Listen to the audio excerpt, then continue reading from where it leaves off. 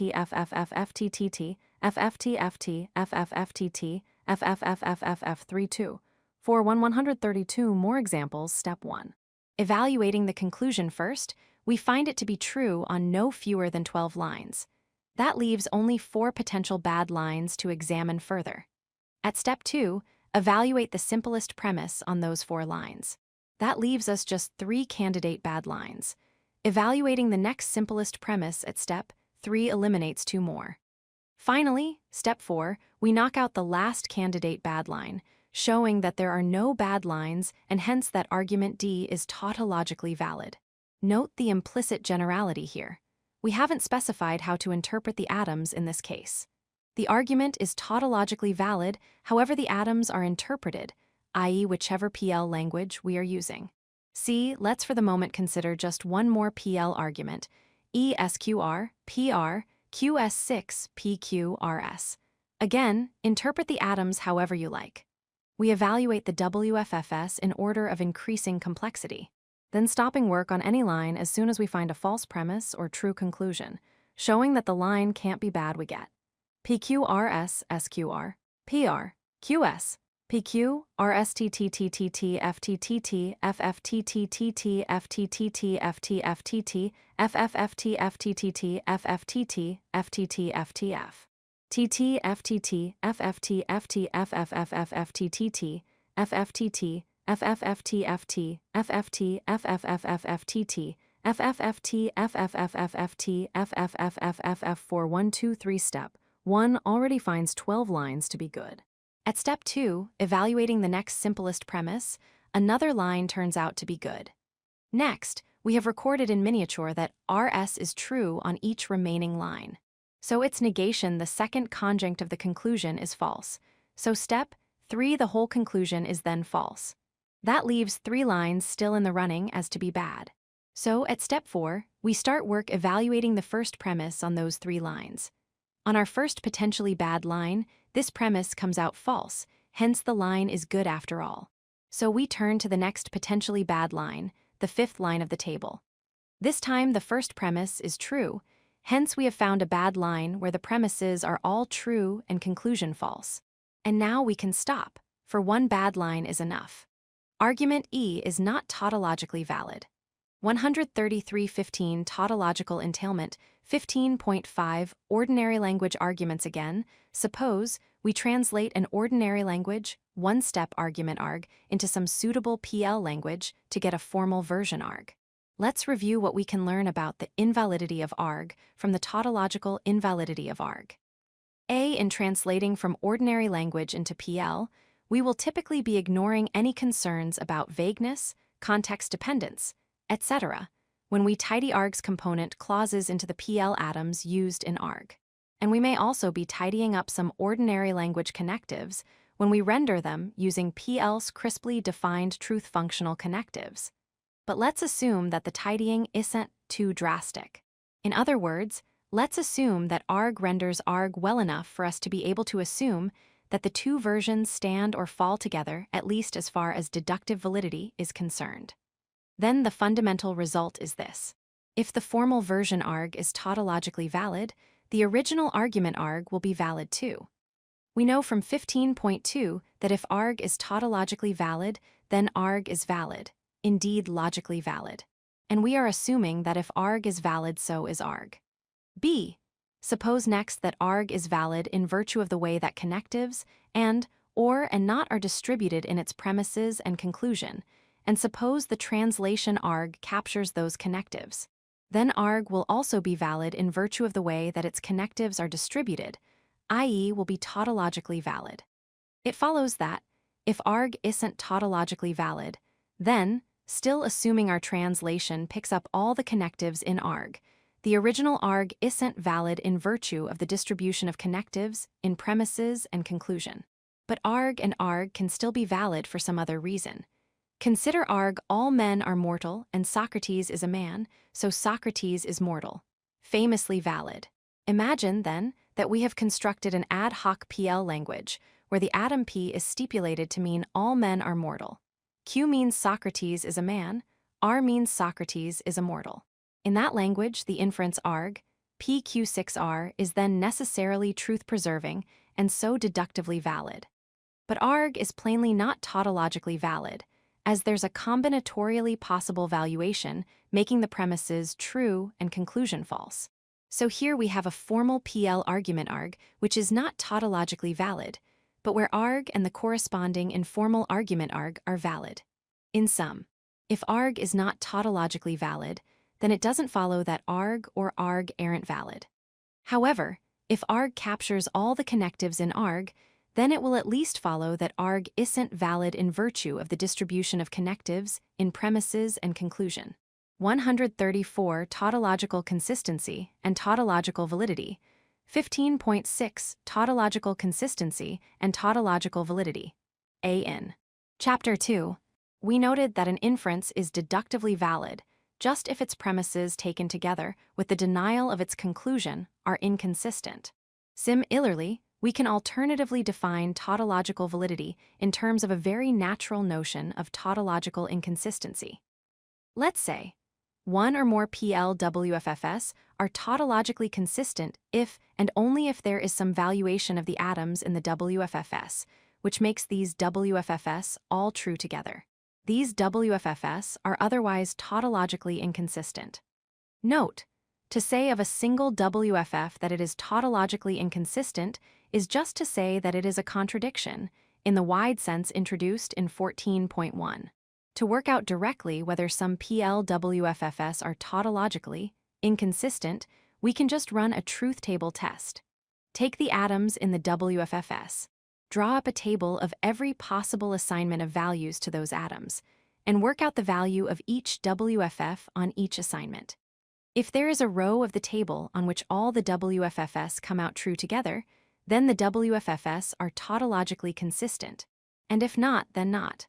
For a trivial example, any two of the following WFFS, PQ, PQ are tautologically consistent, but all three taken together are inconsistent.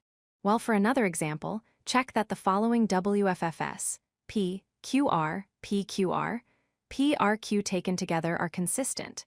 B. Given our definitions of tautological entailment and tautological inconsistency, we immediately get the following key relationship. The premises 1, 2, n tautologically entail the conclusion if and only if the WFFS 1, 2, n are tautologically inconsistent. For recall, that 1, 2, n tautologically entails just when there is no valuation of the relevant atoms on which the S are all true and false. And that means there is no valuation on which the S plus are all true, which is exactly what it takes for those WFFS to be tautologically inconsistent. 15.7 Summary. A one-step argument couched in a PL language is tautologically valid if and only if there is no bad valuation of the relevant atoms, which makes the premises true and conclusion false. We can decide whether an argument is tautologically valid by a brute search for bad valuations, setting out our working in a truth table. We can speed 135.15 tautological entailment up the search by ignoring any line on a table once it becomes clear that it won't give a bad valuation. The tautological validity of a PL argument implies its plain validity. Tautological invalidity does not always imply invalidity, but means that the PL argument, if valid, must depend for its validity on the meanings of its atoms. Take an ordinary language argument. Then, if a matching PL translation of this argument, capturing the truth-relevant content of premises and conclusion, and reflecting the distribution of truth-functional connectives in the original argument, is tautologically valid, then the original is valid. While if the translation is not tautologically valid, we can at least conclude that the original argument is not valid in virtue of the way that and, or, and not are distribute. Ed in the premises and conclusion. Exercises 15, A practice makes perfect. Use the truth table test to determine which of the following arguments are tautologically valid. 1 PS SR6 RP2P PQ QR6R3 PQR QPR6 PQ4 PQ QR6 RP5P QR6 PQ PR6P PQ PR QS6 RSB. Assess the following arguments for validity. 1. Either Jack went up the hill or Jill did. Either Jack didn't go up the hill or the water got spilt. Hence, either Jill went up the hill or the water got spilt. 2. Either Jack didn't go up the hill or the water got spilt. Why? Because it isn't the case that Jack went up the hill and Jill didn't. Moreover, it isn't the case that Jill went up the hill and the water got spilt. 3. Either Jill hasn't trained hard or she will win the race.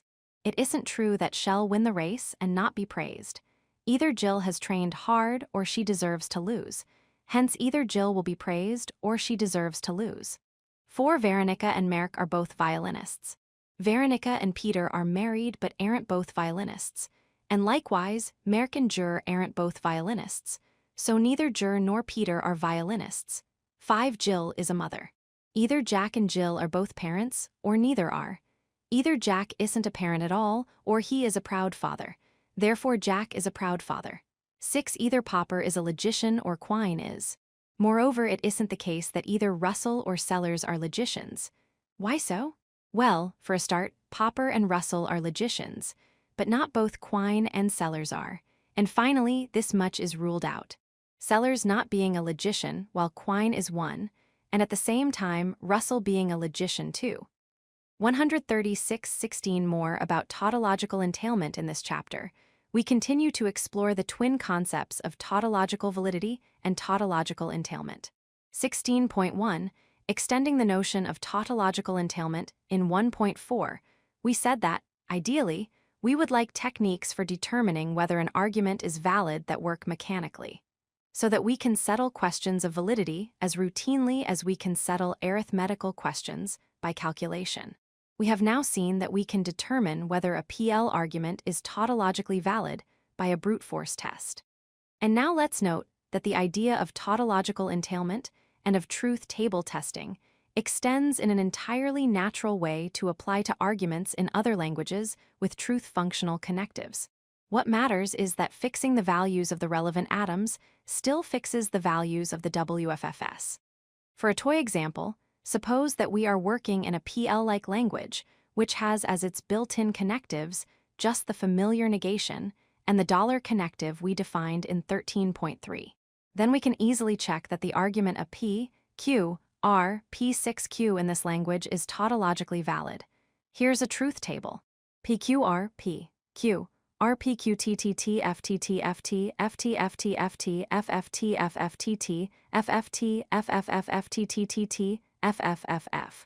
We have filled in the value of the first premise on each line just by looking up the definition of the dollar connective. Completing lines where necessary is trivial. This shows that the argument is tautologically valid, as announced. Of course, this example has no special interest, but there is a general moral. 137.16 More about tautological entailment. As long as we are dealing with a language with truth-functional connectives, we can talk of arguments framed in the language as being tautologically valid. and can use a truth table to test for validity in this sense. 16.2 Can there be a more efficient test? A, is the following argument tautologically valid? BP, PP, P. 6Q, where there are 50 similar premises, each the negation of a different atom. Of course not, as you no doubt immediately saw. And I know that you didn't base your verdict on a mechanical truth table test. For suppose you had set off mindlessly to construct a truth table for B, with all the P's listed on the left before the Q in the usual way. Then you would have had to write down a 251-line truth table. And it won't be until the very last line, which assigns F to all the P's and also assigns F to Q, that you get to the lone bad valuation making all the premises true and the conclusion false. Even if you could write down a line of the table in just a couple of seconds, it would take 1,000,000 years before you got to that decisive final line. So how can we know straight off, without waiting for millennia, that argument B is tautologically invalid? Well, instead of working through all the combinatorially possible valuations of its atoms, waiting for a bad line to turn up, we can approach things from the other end. In other words, we suppose that there is a bad valuation, i.e. one where the premises are true and the conclusion is false, i.e. a valuation where P equals T, P equals T, P equals T, P equals T, Q equals F. We then work backwards to see what such a valuation must look like if it exists. And in this case, the job is very easily done. It takes no work to spot the bad valuation.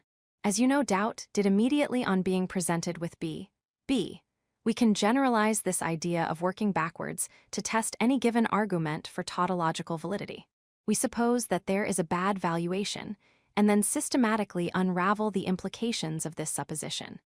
We will either eventually find a bad valuation, showing the inference step is invalid, or we will get embroiled in contradictions every way we turn, showing that there is no bad valuation after all, hence that the inference is valid. This strategy can be developed into the so-called truth tree method for testing for validity. Trees get into the story because we may have to explore branching paths of alternatives. Approaching our toy example B by working backwards saves a ludicrous amount of time compared with working forwards through a truth table. But there's bad news. Systematically working backwards through a truth tree is neat and quick in simple classroom cases. But just as with a truth table, the amount of work required can still grow exponentially as we deal with more complex exam plays. In fact, there is no known way of testing arguments for tautological validity, 138 truth table testing, and the counterexample method that isn't exponentially costly in unfavorable cases. The issue whether there could in principle be a more efficient test is a fundamental unsolved question in the theory of computational complexity. 16.3 Truth table testing and the counterexample method, we now highlight a not quite obvious connection between old and new ideas. We can best do this via an example. Suppose we are working in a PL language where P means Paris is the capital of France, Q means Rome is bigger than Turin, P means Lyon is the capital of France, and Q means Venice is in Italy. Then consider C, PQ6P. This argument is certainly not valid. But how can we show its invalidity from very first principles? It has a true premise and a true conclusion, so we can't directly apply the invalidity principle of 2.3. Can we show C is invalid by using the counterexample method of 5.1? A counterexample, remember, is another argument with the same logical structure, but which does have a true premise but a false conclusion. So consider D, PQ6P, which has the same form. Given the meaning of the atoms, this does have a true premise and false conclusion, so is invalid. Since the arguments stand or fall together as far as validity is concerned, and D is invalid, C is invalid too. But now note that as with any PLWFFS, the truth values of the premise and conclusion in D are completely fixed by the values of the atoms. P equals F, Q equals T. It is that valuation of atoms which makes D the counterexample we are looking for. So instead of substituting new atoms for old in C, with the new atoms having truth values which make the revised premise true and revised conclusion false, we could simply take the same values and assign them to the corresponding original atoms, i.e. we could consider the valuation P equals F, Q equals T. This will now make the original premise true and original conclusion false. In other words, if we transfer the values of the new atoms in the counterexample D to become the values of the corresponding old atoms in C, then we get a bad line on the truth table testing C for tautological validity, i.e. a line specifying what we can call a countervaluation making the premises true and conclusion false. So we can think of looking for a bad line or countervaluation on a truth table as a stripped-down version of looking for a counterexample to tautological validity.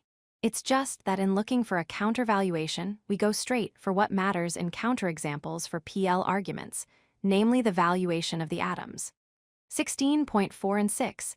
Let's now redeploy the double turnstile symbol, which we introduced in 14.2. 139.16 more about tautological entailment. We abbreviate the claim that the premises 1, 2, n tautologically entail the conclusion as follows: 1, 2, n.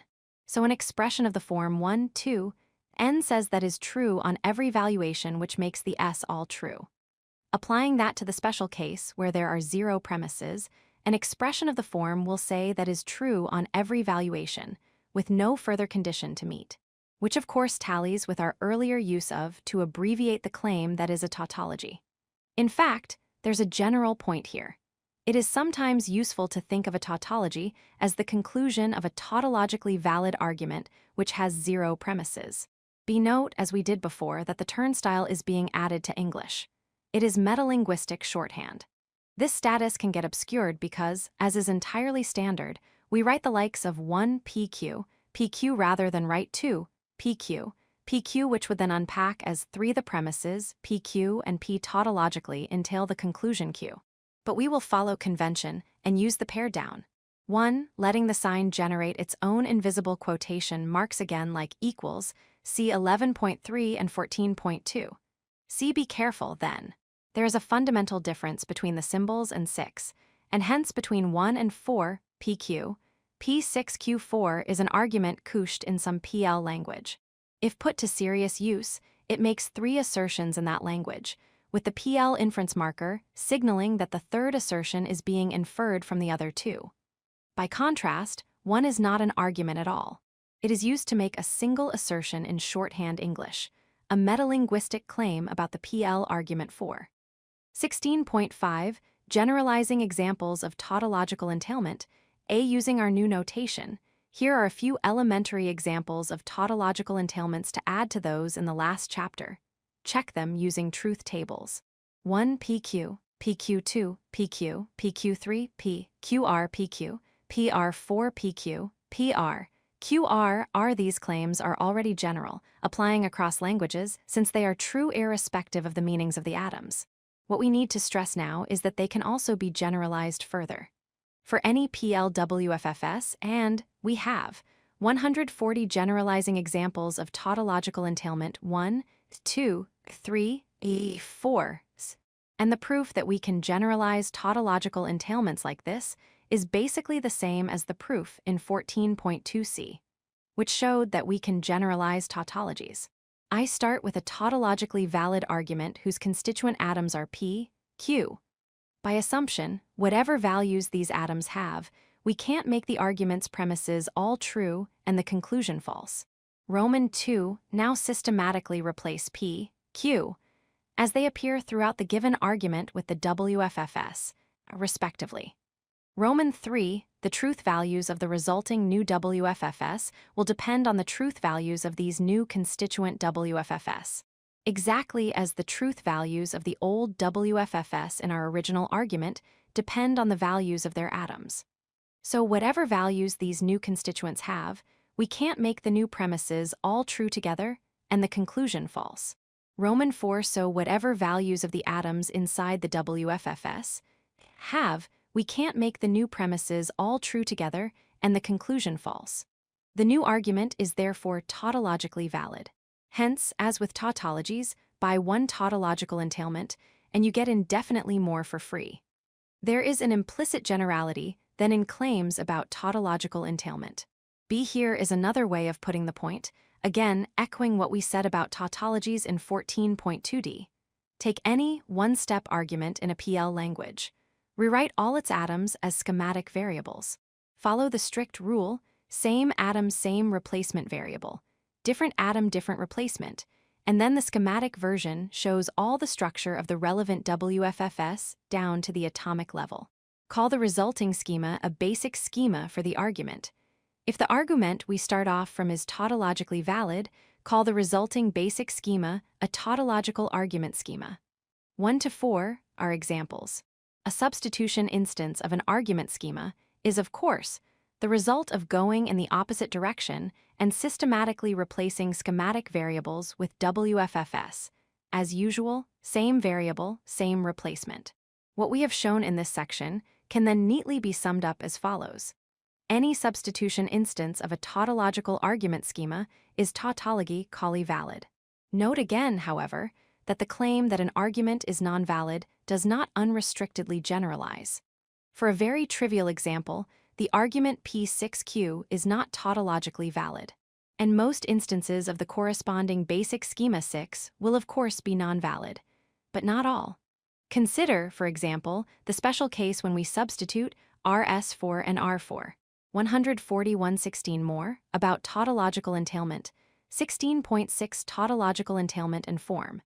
A tautology is a PLWFF whose truth is fixed simply by the pattern, in which the connectives appear in it. We can determine that the WFF has to be true without knowing the actual truth values of the relevant atoms. That's why we can say that a tautology is true in virtue of its logical form, in the sense explained in 14.3c. Exactly similarly, a tautologically valid argument in a PL language is an argument whose inference step is truth-preserving simply because of the pattern in which any connectives appear in its premises and conclusion. Understand that to cover trivially valid arguments like P6P where there are no connectives. For example, PQ, P6Q is tautologically valid because the connectives appear where they do, i.e. because of what the argument shares with any argument of the form 6. We can sensibly sum that up by saying the argument is tautologically valid in virtue of having this form. B now, as long ago as 3.3, we stress the general point that we can't talk in an unqualified way about the form of an argument. An argument can instantiate different schematic forms at different levels of detail. But it is natural to fall into saying that the logical form of a PL argument is the form which gets displayed by a basic schema for the argument, because that schema will show all the structural detail down to the atomic level. And then, generalizing the point in the last paragraph, we can say, a tautologically valid PL argument is valid in virtue of its logical form. The validity of such an argument results, then, from the stipulated meaning of the cleaned-up connectives and the way they are distributed in the relevant WFFS. Validity in virtue of form for tautologically valid arguments is as unmysterious as truth in virtue of form for tautologies. 16.7 Tautological equivalence as two-way entailment. Finally, we introduce an important concept which sharpens up the intuitive notion of equivalence which we met back in 2.2b. If and, then for brevity we will write the PLWFFS and are tautologically equivalent if and only if. When is tautologically equivalent to? When, for every valuation of the relevant atoms, i.e. all the atoms which appear in at least one of them, if is true, so is, and if is true, so is. This means that if and are equivalent and share the same atoms, their truth tables will be the same. And recall, the idea of sharing a truth table was pivotal when we were discussing the ideas of defining one connective in terms of others and of expressive adequacy in 13.213.4. 142 Summary, Fine Print. We should note, however, that WFFS can be tautologically equivalent without having the same truth tables. For example, the WFFS P and P, QQ don't share all their atoms so have different tables.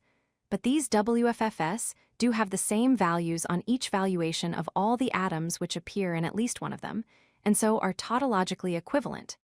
Gathering together a few elementary examples, we have 1 PQ, QP2, PQR, PQR3, PQR, PQ, PR4, PQ, PQ5, PQ, PQ, PQ, PQ. Some write for. And either way, note that this is not a connective added to PL languages. Again, It is a metalinguistic symbol added to logician's English. B. Just as claims about tautologies and about one-way tautological entailment generalize, so too do claims about two-way tautological entailment. Hence, for any WFFS and of a PL language we have 1, 2, 3, 4, 5, C. Why does tautological equivalence matter? Because picking up a theme from exercises 2b, we have 2 tautologically equivalent WFFS can be used interchangeably as premises or as conclusions without affecting the tautological validity of an argument. For example, suppose the WFFS and are tautologically equivalent, i.e. are such that. Then, for any WFFS, I if and only if Roman 2, if and only if. Check that you understand why these claims certainly ought to be true. We can leave their proofs, though, to the exercises. 16.8 Summary looking for a bad line on a truth table can be thought of as a stripped-down version of looking for a counterexample to the validity of a PL argument. We reintroduce the symbol as an augmentation of English, so says that tautologically entails. It is important to distinguish the meta-linguistic from the PL inference marker 6. 143.16 More about tautological entailment. If a PL argument is tautologically valid, so too is any argument generated from it by systematically substituting WFFS for its atoms. Same atom, same replacement WFF. There is a good sense in which tautologically valid arguments are logically valid and are valid in virtue of logical form. We then introduce the notion of tautological equivalence, symbolized in our metalanguage by so just in case and tautologically equivalent WFFS have the same logical powers. Exercises 16, our 15.2 definition says that 1, 2. N if and only if there is no valuation of the atoms involved in the relevant WFFS, which makes the S all true and false. Show that we could equivalently have said, the WFFS 1, 2. N if and only if there is no valuation of all the language's atoms, which makes the S all true and false. Hint, see 10.7b. B. Why are the following true? Hint. Make use of the previous exercise. 1. Any two tautologies are tautologically equivalent. 2. If then. 3. If and is a tautology then. 4. If and then. 5. Suppose. Then for any WFFS, both I if and only if, and Roman 2 if and only if. 6. Replacing a subformula of a WFF by an equivalent expression results in a new WFF equivalent to the original one. See some new notation. Alongside the use of lowercase Greek letters for individual WFFS, it is common to use uppercase Greek letters such as gamma and delta to stand in for some WFFS 0, 1, or many. Further, we use for the WFFS together with. We also use for the WFFS together with the WFFS. Now prove these generalized versions of the sum of the claim. S in B, 1 if then, 2 if and is a tautology then, 3 if and then. 4. Prove the more general version of B5, which is highlighted at the very end of the chapter. We will normally be interested in cases where we are dealing with only finitely many WFFS. But would 1 to 3 still be true if and or were infinitely many? D. In the light of 16.7, 1, 2, and 3, it can be said conjunction is commutative. Conjunction is associative. Conjunction distributes over disjunction. Investigate and explain. What parallel claims apply to disjunction? E** find out more about the idea of working backwards, touched on in 16.2 by looking at the online supplement on propositional truth trees. 144.17 Explosion and Absurdity. We start this chapter by noting that tautological entailment, as we have defined it, is explosive. What does that mean? Can we live with this consequence? We then introduce the falsum or absurdity sign to our PL languages and get some more explosive inferences. 17.1 Explosion. Here is another general result about tautological entailment. Explosion for any WFFS in a given PL language. The entailments of a contradictory pair of WFFS explode everywhere. Why? Because no valuation of the atoms in the WFFS and can possibly make and true together. Hence, no relevant valuation can possibly make and true together and also make false.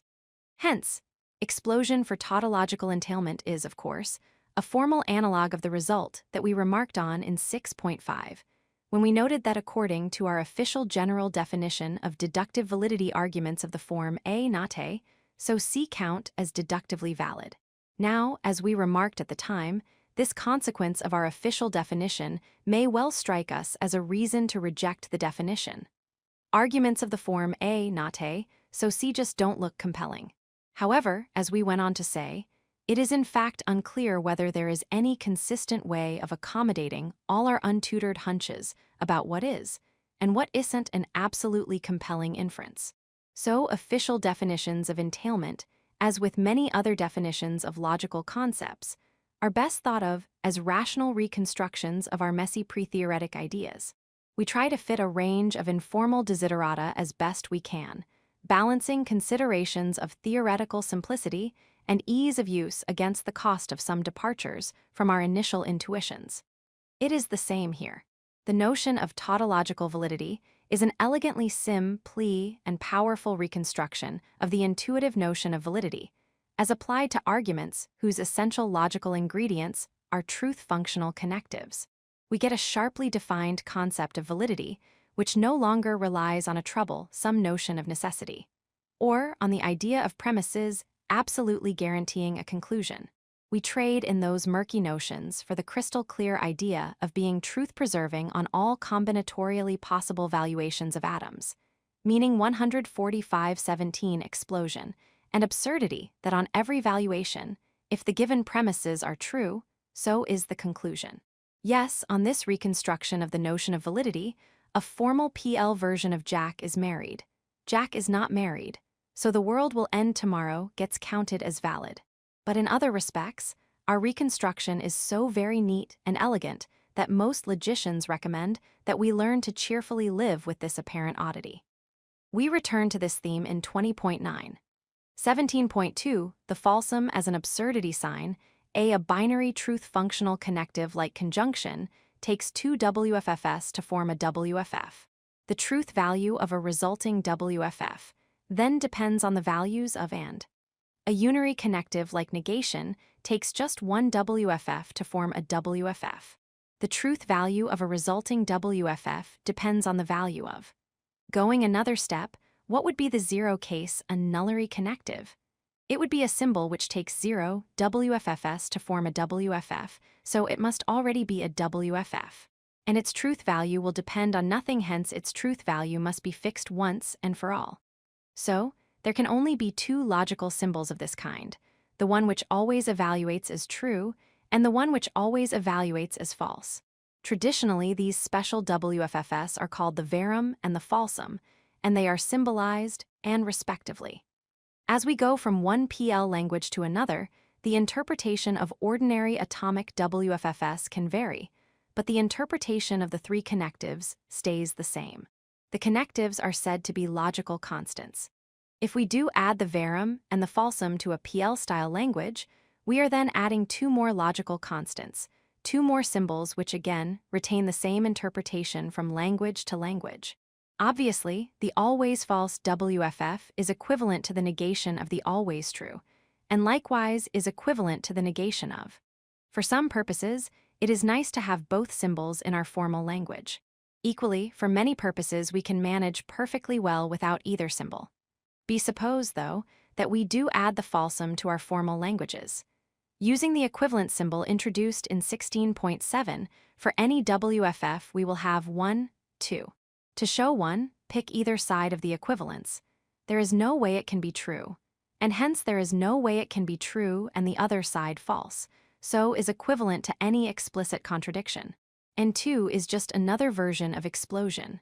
From the falsum, anything can be inferred, or as the common Latin tag has it, ex falso quodlibet. 1 tells us that we can regard as a kind of all-purpose contradiction, though one without any specific content, which encourages us to simply read the symbol as contradiction or absurd, which in turn gives us a clue about why it will be useful to have the symbol in our formal languages.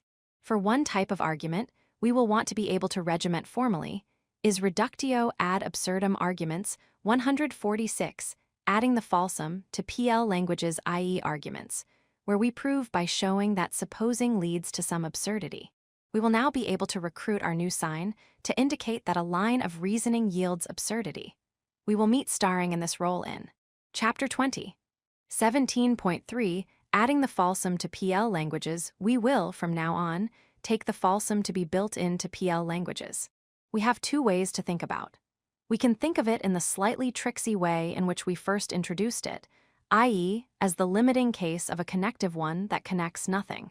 Or we can think of it as a special WFF, like an atomic WFF, in not being built out of other WFFs, a WFF that has no specific content, a sort of abstract contradiction. There is nothing to choose between these characterizations. Either way, we formally handle the symbol by adding a clause to the syntactic definition of a PL WFF that allows by itself to count as a WFF. And we add a semantic rule which constrains this new WFF to be false on any valuation. But let's wait until 18.7 before we set that out more carefully. In the next chapter, we will also add another binary connective to our formal languages. And it will be neater to give a single official account of our extended PL languages after we have made both additions. 17.4 Summary explosion holds for tautological entailment. A contradictory pair of WFFs entails any conclusion you like. The symbol will be added to PL languages as a special WFF which always evaluates to false, and which can be informally read as contradiction or absurd. This WFF also entails any conclusion you like. Exercises 17.1 show that for any WFF, and what are the analogous results for WFFs of the form and. 2 show that any WFF including one or more occurrences of is equivalent to a WFF without any absurdity signs, or 2 or 2. 3. Find a binary connective percent such that a language with just that connective is not expressively complete, but a language with percent plus is expressively complete. Recalling the notation introduced in exercises 16c, where stands in for some WFFs 0, 1, or many. 4 asterisks show that if and only if the WFFs are tautologically inconsistent. 5 asterisks show that, if and only if. 147.18 The truth functional conditional we have seen, at some length. How to evaluate arguments whose essential logical materials are the 3 connectives and, or, and not. We now ask, can the techniques that we have developed be smoothly extended to deal with arguments involving that other quite fundamental connective? If 18.1, some arguments involving conditionals, consider the following elementary arguments. If Jack bet on Eclipse, he lost his money. Jack did bet on Eclipse, so Jack lost his money. B. If Jack bet on Eclipse, he lost his money. Jack did not lose his money, so Jack did not bet on Eclipse. C. If Jack bet on Eclipse, he lost his money, so if Jack didn't lose his money, he didn't bet on Eclipse. D. If Jack bet on Eclipse, then he lost his money. If Jack lost his money, then he had to walk home. So if Jack bet on Eclipse, he had to walk home. E. Either Jack bet on Eclipse or on Pegasus. If Jack bet on Eclipse, he lost his money. If Jack bet on Pegasus, he lost his money. So, Jack lost his money. Each of these first 5 arguments involving conditionals is intuitively valid. Contrast the next 3 arguments. F. If Jack bet on Eclipse, he lost his money. Jack lost his money, so Jack bet on Eclipse. G. If Jack bet on Eclipse, he lost his money. Jack did not bet on Eclipse, so Jack did not lose his money. H. If Jack bet on Eclipse, he lost his money, so if Jack did not bet on Eclipse, he did not lose his money. These are plainly fallacious. Suppose foolish Jack lost his money by betting not on Eclipse but on Pegasus, an equally hopeless horse. Then in each of the 3 cases, the premises of the argument can be true and conclusion false. 148.4 Basic principles. The validity or invalidity of the arguments A to H has nothing specifically to do with Jack or betting, but is evidently due to the meaning of the conditional construction introduced by. If, we would therefore like to have a general way of handling arguments like these which rely on conditionals. Now, if seems often to behave as a binary connective, it seems like, and or, at least in respect of combining 2 propositions to form a new one. So the next question is, can we carry over our methods for evaluating arguments involving those other binary connectives to deal with conditionals as well?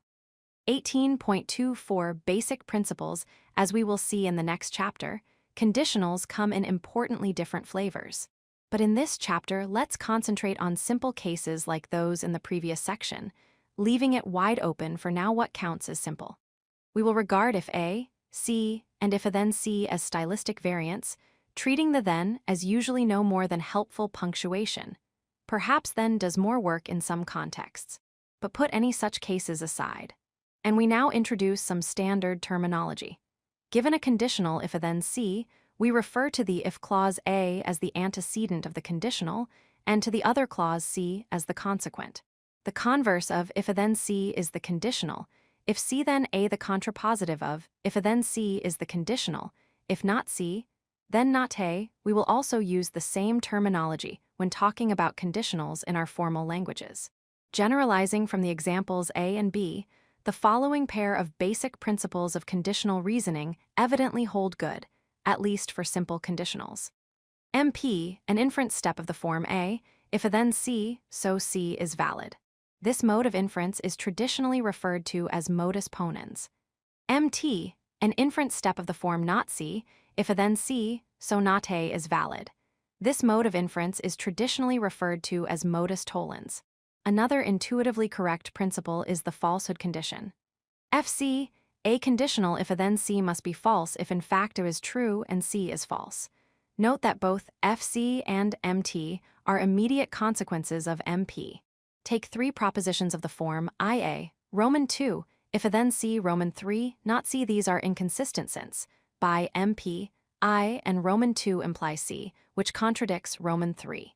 Hence, if we keep Roman 2 and Roman 3, we have to reject I, which is the principle MT. And if we keep I and Roman 3, we have to reject Roman 2, which is the principle FC.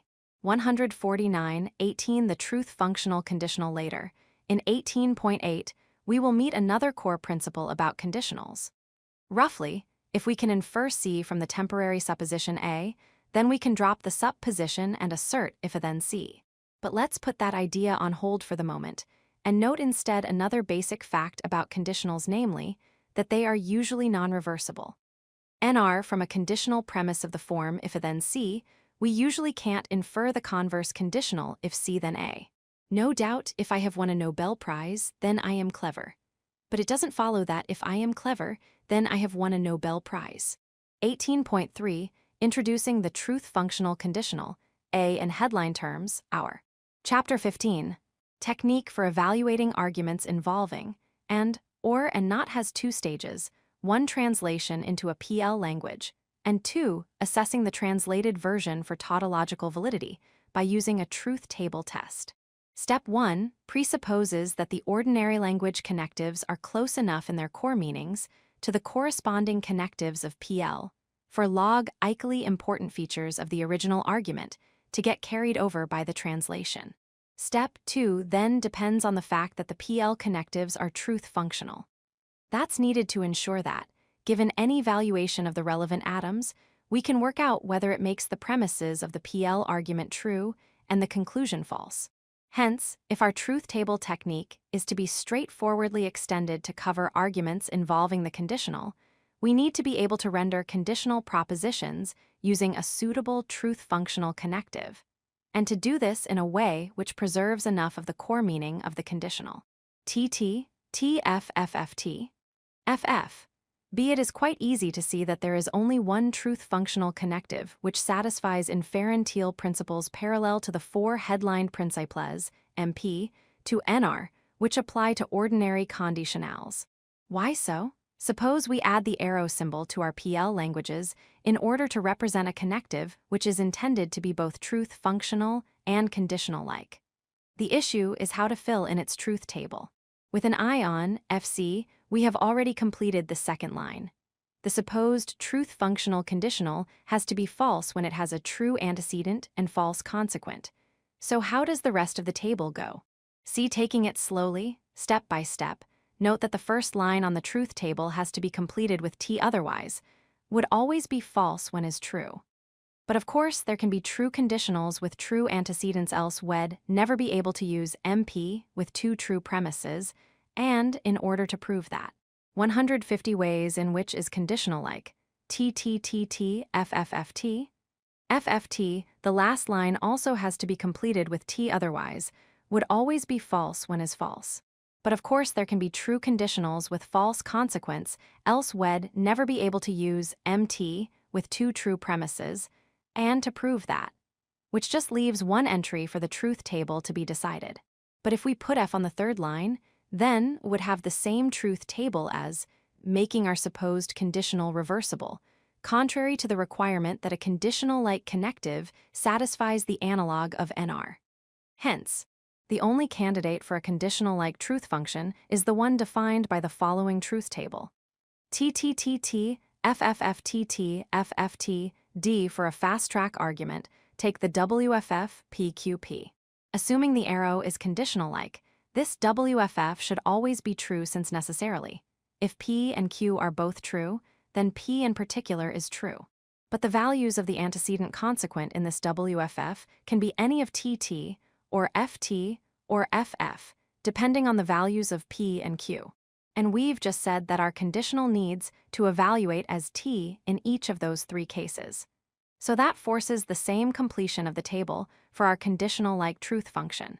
The Stoic logician Philo, 4th century BC, claimed, in effect, that the ordinary language conditional has this truth table. So the truth functional connective here is sometimes still referred to as the Philonian conditional.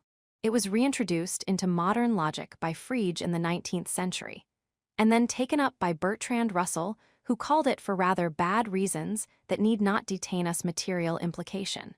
The connective is now commonly known as the material conditional or simply as the truth functional conditional.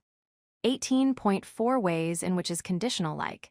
Since PL languages are expressively complete, they can already express the material conditional. But it is conventional to add a special symbol for this truth function, appropriately extending the syntactic and semantic rules of our formal languages. The official way to do this is exactly as you would now expect, as you will see in 18.7. For the moment, then, let's simply assume that the arrow symbol for the material conditional is now part of our formal languages. How well does this arrow conditional behave as a formal counterpart to the ordinary language conditional?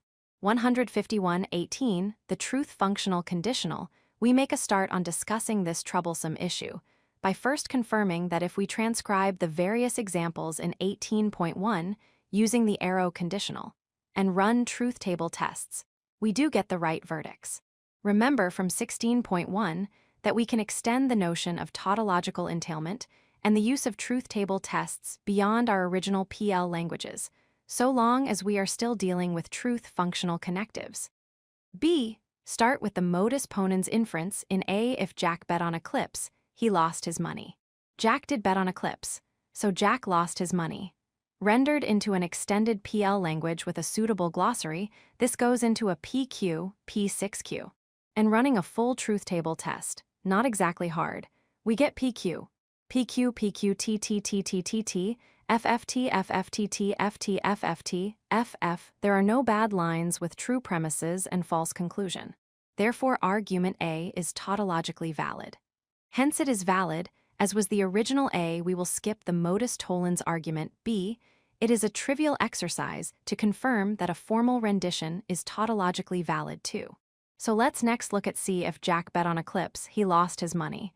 So if Jack didn't lose his money, he didn't bet on eclipse. This can be rendered as C, PQ6, QP. Running another truth table test, this time we get PQ, PQ. QPTTTTT, FFFFTTT, FFTT, so the inference in C is tautologically valid and hence valid. And note that our table shows that a material conditional not only tautologically entails its contrapositive, but is tautologically equivalent to it. But this result still tracks the behavior of ordinary language conditionals, for the following is also true. Simple ordinary language conditionals are equivalent to their contrapositives. 152 ways in which is conditional like, for example, if Jack bet on eclipse, he lost his money not only entails, but is entailed by if Jack didn't lose his money, he didn't bet on eclipse. Next example, D. If Jack bet on eclipse, then Jack lost his money. If Jack lost his money, then Jack had to walk home. So if Jack bet on eclipse, Jack had to walk home. This goes into one of our formal languages as, say, DPQ, QR6PR, making a truth table using the now familiar shortcuts, evaluating the conclusion first, and then the premises in turn, but only as needed. We very quickly get PQR, PQ. QR, PRTTTTTT, FTFFT, FFFFFTTT, FTFT, FFTT, FFFT, there are no bad lines. So the argument is tautologically valid, and therefore plain valid, corresponding again to an intuitively valid vernacular argu. Ment, our fifth example illustrates another common form of valid inference, a version of what is called proof by cases, discussed later in 21.2b. Either Jack bet on eclipse or on Pegasus. If Jack bet on eclipse, he lost his money. If Jack bet on Pegasus, he lost his money. So Jack lost his money. Using the material conditional, we can transcribe this as follows: EPQ, PR, QR6R. You won't be surprised to learn that this too is tautologically valid. Here's a truth table to confirm that. Again, we evaluate the conclusion first, ignore good lines, and then look at the premises in order, as needed. PQR, PQ, PR. QRRTTTTT, FTFFT, FTTT, FFT, FFFTTT, FTFTT, FFFFTT, FFFFF 153, 18. The truth functional conditional C. So much then, for our first 5 example arguments A to E. They are both intuitively valid and valid by the truth table test when rendered into suitable PL languages. Let's turn, then, to the argument F. If Jack bet on eclipse, he lost his money. Jack lost his money. So Jack bet on eclipse. The form of inference if a then C, so A is evidently unreliable. The fallacy here is traditionally called affirming the consequent. Take a translation of F using the material conditional, for instance FPQ, Q6P. This inference is tautologically invalid. Just consider the following trivial truth table. PQ, PQQ, PTTTTTT, FFFT, FTTT, FFFT, FF, and now note that the bad line here evidently corresponds to a possible state of affairs, i.e., Jack's not betting on eclipse, yet losing his money all the same. The possibility of that situation confirms that the original argument is plain invalid. So the tautological invalidity of F directly reveals the invalidity of F. Similarly, consider again, G. If Jack bet on eclipse, he lost his money. Jack did not bet on eclipse, so Jack did not lose his money. This inference step of the form if a then C, not A, so not C commits another fallacy, traditionally called denying the antecedent. Transcribing into our formal language, using the material conditional, and running a truth table test confirms this. Finally, note example H rendered into our extended PL language. This goes into the tautologically invalid H, PQ6, PQ. Be very careful to distinguish the fallacious H from the perfectly valid inference from the same conditional to its contrapositive, QP as in C. D examples A to H show that rendering some elementary arguments involve inconditionals into a PL language, augmented with a symbol for the truth functional conditional. And then using the truth table test can yield just the right verdicts about the validity or invalidity of the original arguments. And in the now familiar sort of way, we can generalize from those examples. So we see that as intended, the material conditional satisfies the principles MP, MT, FC, and NR from 18.2 when we rephrase replacing if by the arrow. In interim summary, then, 154 only if the logical behavior of an extended PL languages is indeed parallel to that of the vernacular, if, in at least some simple cases. 18.5 only if A. Up to now, we have been discussing conditionals of the form 1 if a then C, with or without the then. We can also write these if conditionals in the form 1C if A. Without further ado, we will take 1 and 1 to be mere stylistic variants. However, there is another basic kind of conditional which needs to be discussed, namely only if conditionals. Consider the pair 2 only if C. 2 only if C, A again, we will take 2 and 2 to be just stylistic variants of each other. So the interesting question concerns the relation between 1 if a then C and 2 a only if C. But consider the following two-part argument. Suppose we are given if a then C, this means that as truth implies C, so we will only have it if C obtains as well. Hence a only if C.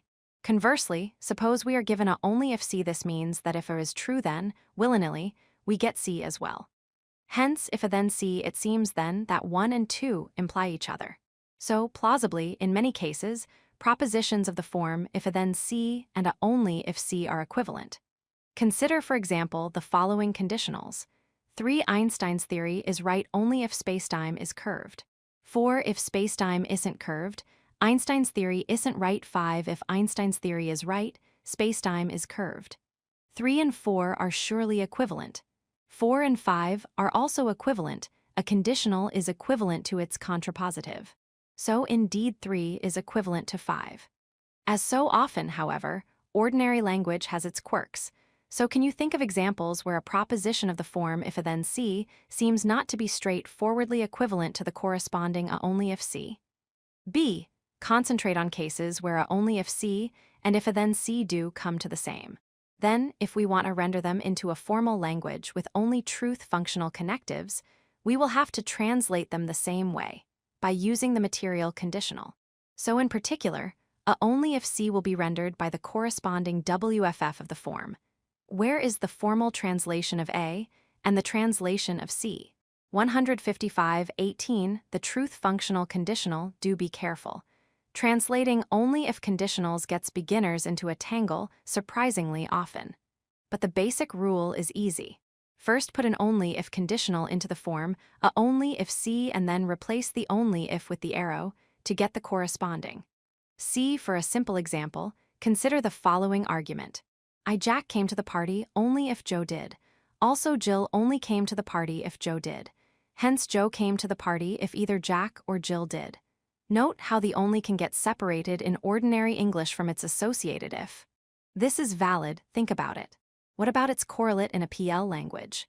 Using P to render the claim Jack came to the party, Q for Jill came to the party, and R for Joe came to the party, we can transcribe the argument as follows. IPR, QR6, PQR. A truth table shows that this formal version is tautologically valid. PQR, PR, QR, PQR, TTTTTT, FFFTFTTT, FFFFFTTT, FTFT, FFFFTT, FFFT 18.6. The biconditional, A. What about the so-called biconditional, i.e., A if and only if C?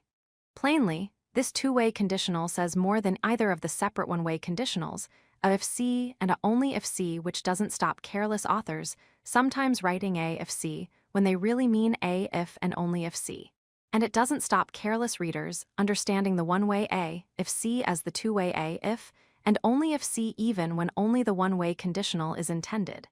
So do take care. The biconditional A if and only if C is the conjunction of A if C and A only if C, the second conjunct we have just suggested, should be translated into our formal language by the relevant. The first conjunct, equivalently if C, then A is rendered by. Hence the whole biconditional can be rendered by. Now, that is just a little cumbersome. So it is quite common to introduce another new symbol, the two-way arrow, for the two-way conditional. We can either treat this as a fifth basic ingredient of PL languages, exactly on a par with the other connectives. Or, our preference, we can introduce it for occasional use as follows, swapping the order of the conjuncts for aesthetic reasons.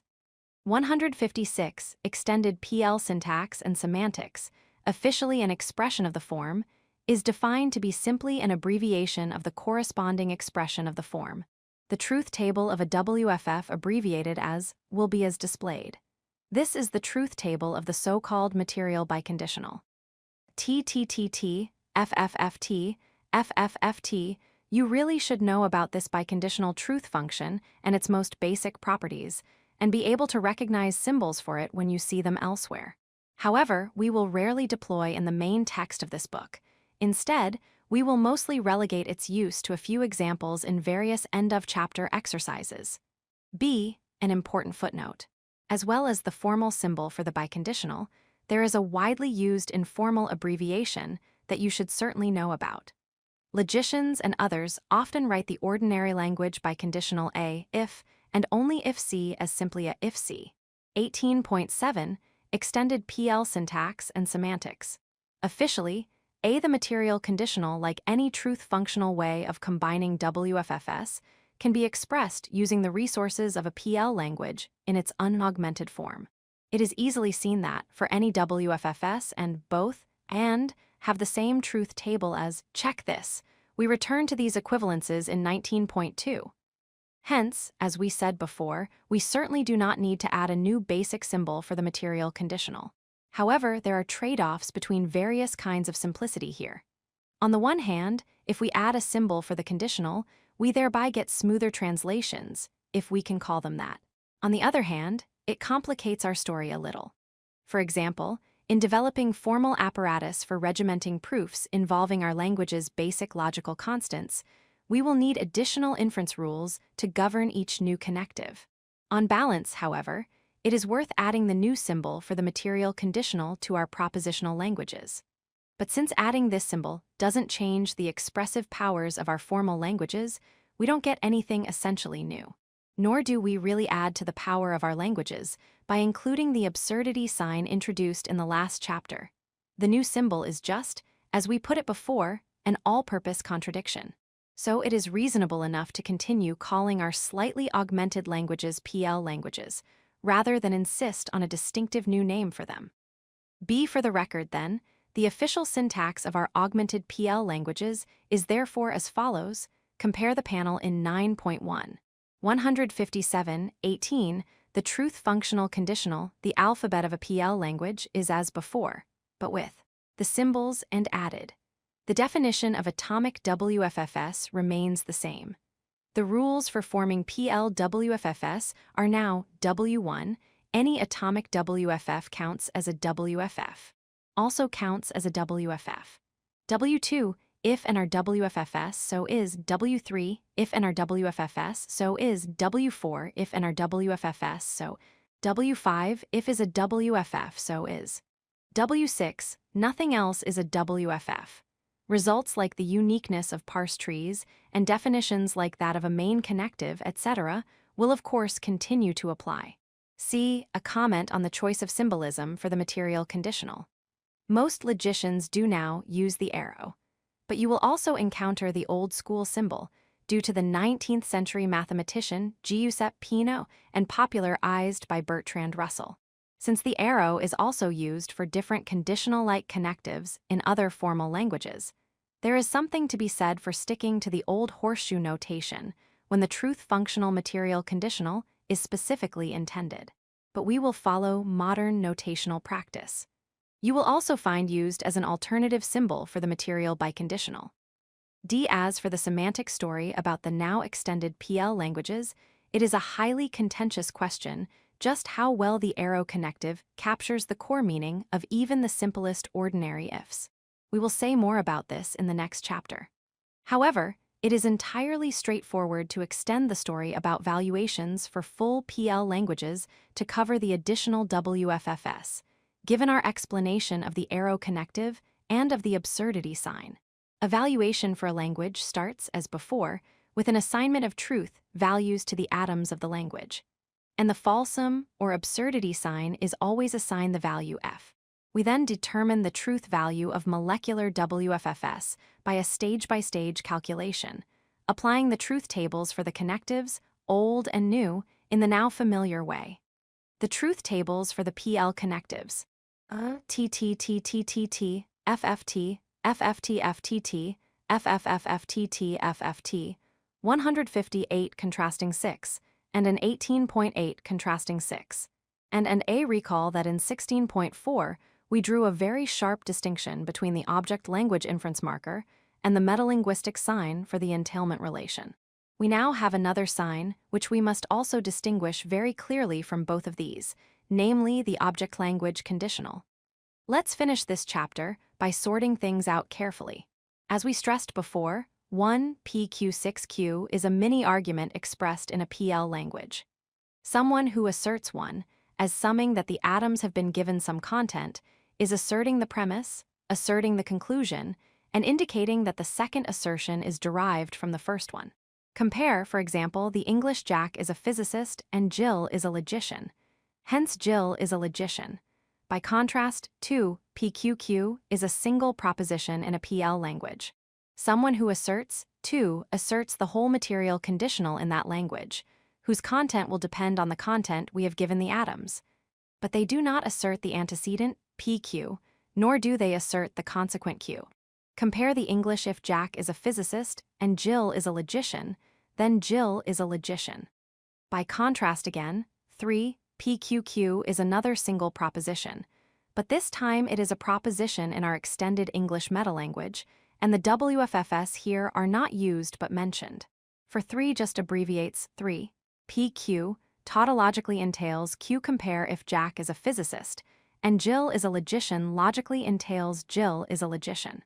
B. There is an unfortunate practice that, as we said, goes back to Russell of talking, not of the material conditional, but of material implication, and reading something of the form as implies. If we also read as tautologically implies, this makes it sound as if an instance of E is the same sort of claim as an instance of. Only the first is a weaker version of the second. But as we have just emphasized, these are in fact claims of a quite different status, one in the object language, one in the metalanguage. Talk of implication can blur the very important distinction. Even worse, you will often find the symbol being used in informal discussions, so that means either, or, and you have to guess from context which is intended. Never follow this bad practice.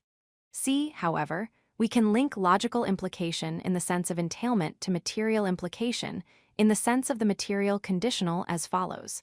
159.18 The truth functional conditional let be WFFS from a PL language, then if and only if.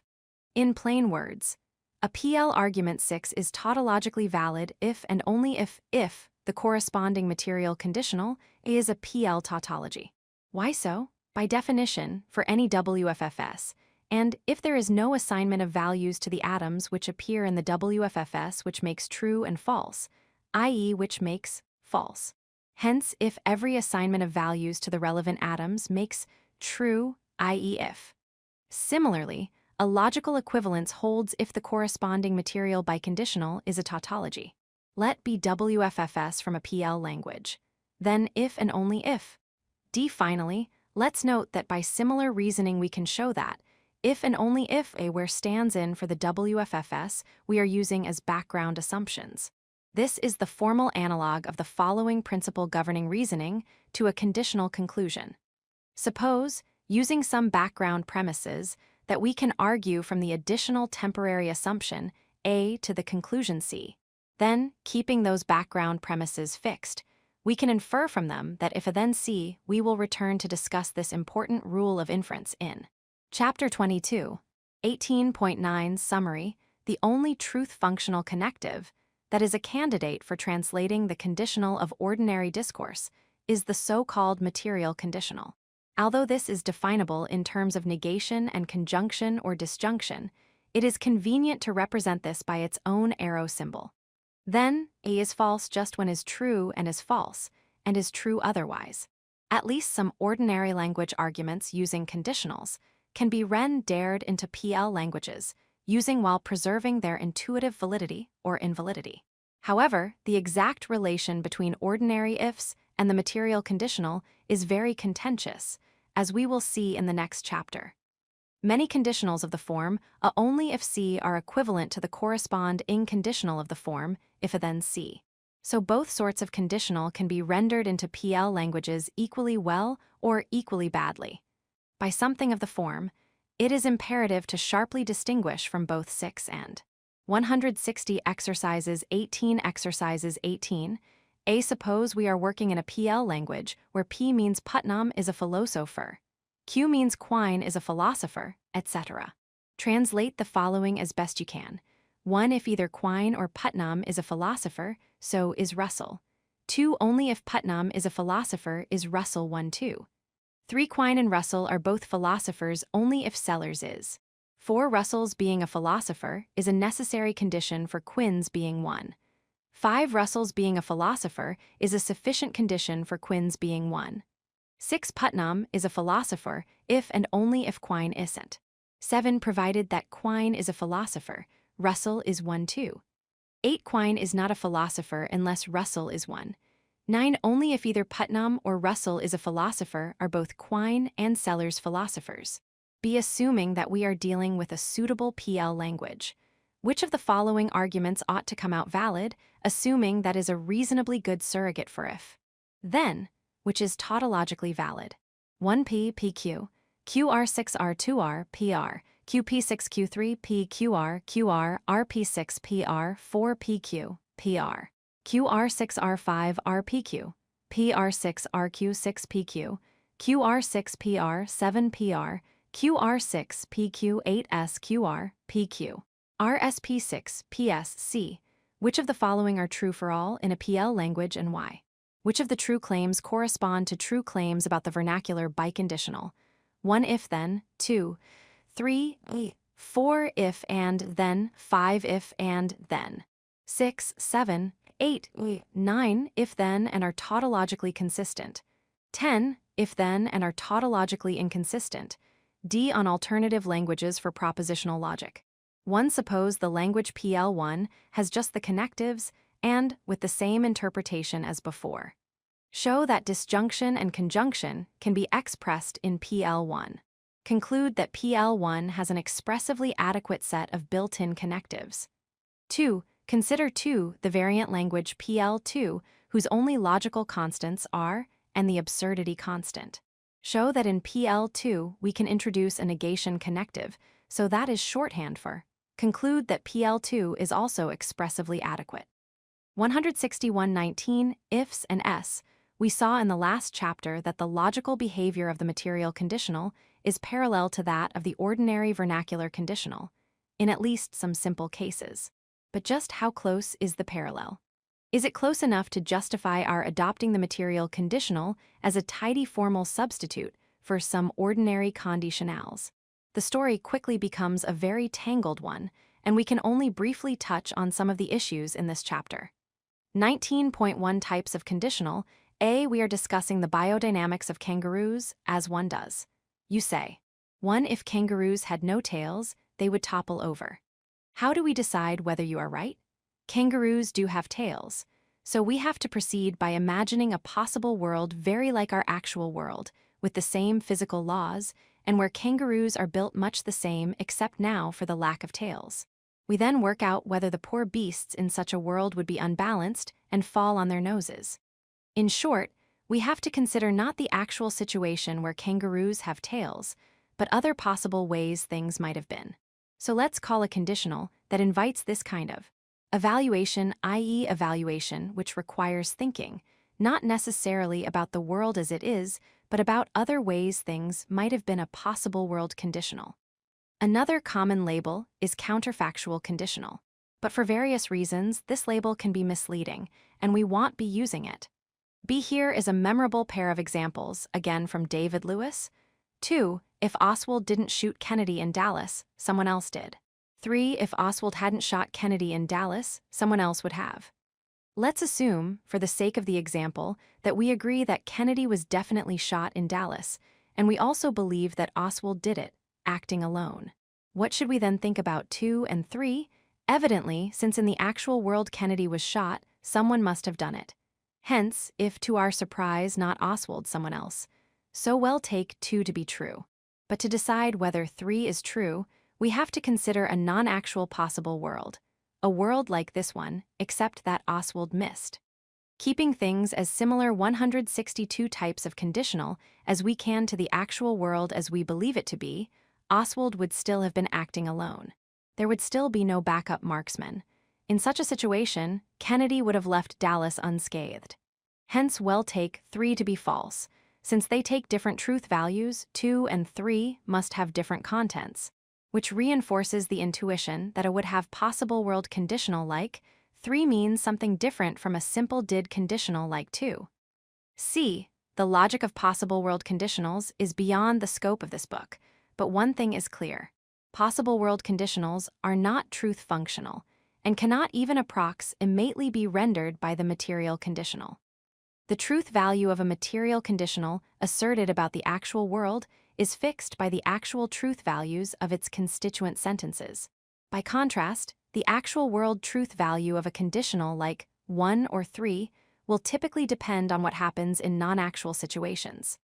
Uncontroversially, then, the truth functional rendition can at most be used for conditionals like 2, and not for those like 1 or 3. So far, so good. What is controversial, though, is the range of conditionals that are appropriately like 2 and which are not like 1 or 3. Conditionals grammatically like 1 and 3 have conventionally been called subjunctive conditionals, for supposedly they are couched in the subjunctive mood. Some linguists would dispute this. By contrast, 2 and all the conditionals in examples A to H at the beginning of the last chapter are conventionally called indicative conditionals, being framed in the indicative mood. So does the traditional grammatical subjunctive-indicative distinction mark the distinction between the possible world conditionals, which are definitely not truth-functional, and the rest? Arguably not. But the story gets complicated, and we really don't want to get entangled here with contentious issues about the classification of conditionals. We'll just say that from now on we are setting aside possible world conditionals, whichever exactly those are, and will be concentrating on core cases of indicative conditionals. More specifically, we concentrate on singular indicative conditionals. For note that conditionals like if you heat an iron bar, it expands, or if a number is even and greater than 2, then it is the sum of 2 primes are in fact generalizations. Equivalent to any iron bar is such that, if you heat it, it expands, or any number is such that, if it is even and greater than 2, then it is the sum of 2 primes. So we will temporarily put such cases aside and consider only singular, i.e. ungeneralized, indicative conditionals. Our question then is, how well does the material conditional work in capturing the logical content of at least these conditionals, simple ones, as we arm-wavingly called them in the previous chapter?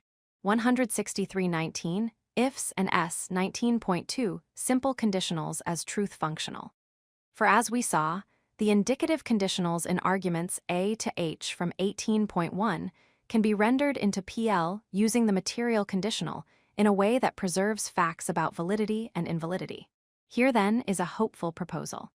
If equals stands to some ifs as stands to and in stands to or, for the material conditional does at least capture the core logical role of those ifs which feature in singular indicative conditionals. In this and the next section, we briskly argue for this attractively easy position. Then in 19.4, we give an even brisker argument against it. Let's ask, how does an ordinary language simple, i.e. singular indicative conditional, if a then C relate to the propositions either not A or C, and it isn't the case that both A and not C? Here is a pair of two-part arguments. I the claim if a then C rules out having a true and C false. So if a then C implies it isn't the case that both A and not C, this is just the falsehood condition, FC, which we met in 18.2. Roman 2, conversely, suppose we are given that it isn't the case that both A and not C.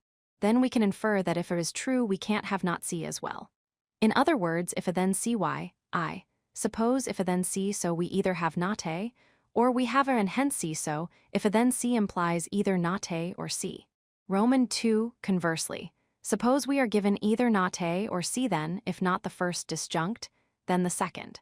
So we can infer if a then C the two-part argument X implies that if a then C is equivalent to the truth functional, it isn't the case that both A and not C.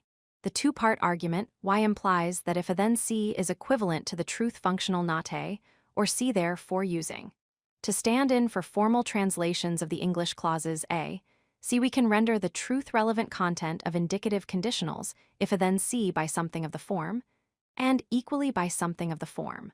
But by trivial truth tables, both those are of course tautologically equivalent to, as we noted in passing at the beginning of 18.7.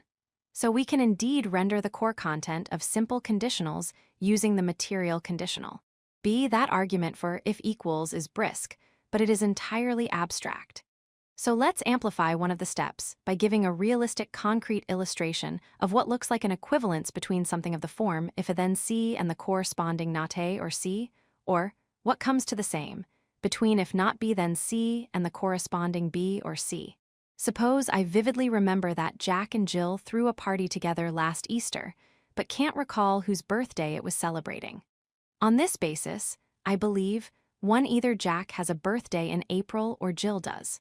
164, another kind of case where if is truth functional now, you tell me a bit hesitantly that you think that maybe Jack has an October birthday.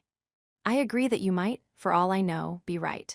But I will still infer from 1 that, 2, if Jack was not born in April, then Jill was. In the context, deriving 2 is surely perfectly acceptable.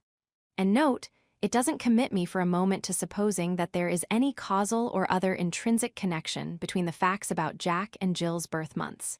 I just think that at least one of the propositions Jack was born in April and Jill was born in April happens to be true, and thus, if not the first, then the second. So 1 entails 2. And since 2 unproblematically entails 1, these 2 therefore are equivalent. Hence, perfectly acceptable conditionals like 2 can be no more than material in what they commit us to. See, of course, when we assert an ordinary conditional, we often do think that there is a causal connection, for example, between the matters mentioned in the antecedent and the consequent. If ice was applied, the swelling went down. But equally, when we assert a disjunction, it is quite often because we think there is some mechanism ensuring that one disjunct or the other is true. Either the temperature was normal or the warning light went on. However, even if our ground for asserting that disjunction is our belief in an appropriate mechanism, what we actually say is true just so long as one or other disjunct holds. Likewise, our ground for asserting a conditional may be a belief in some mechanism that ensures that if the antecedent holds, the consequent does too.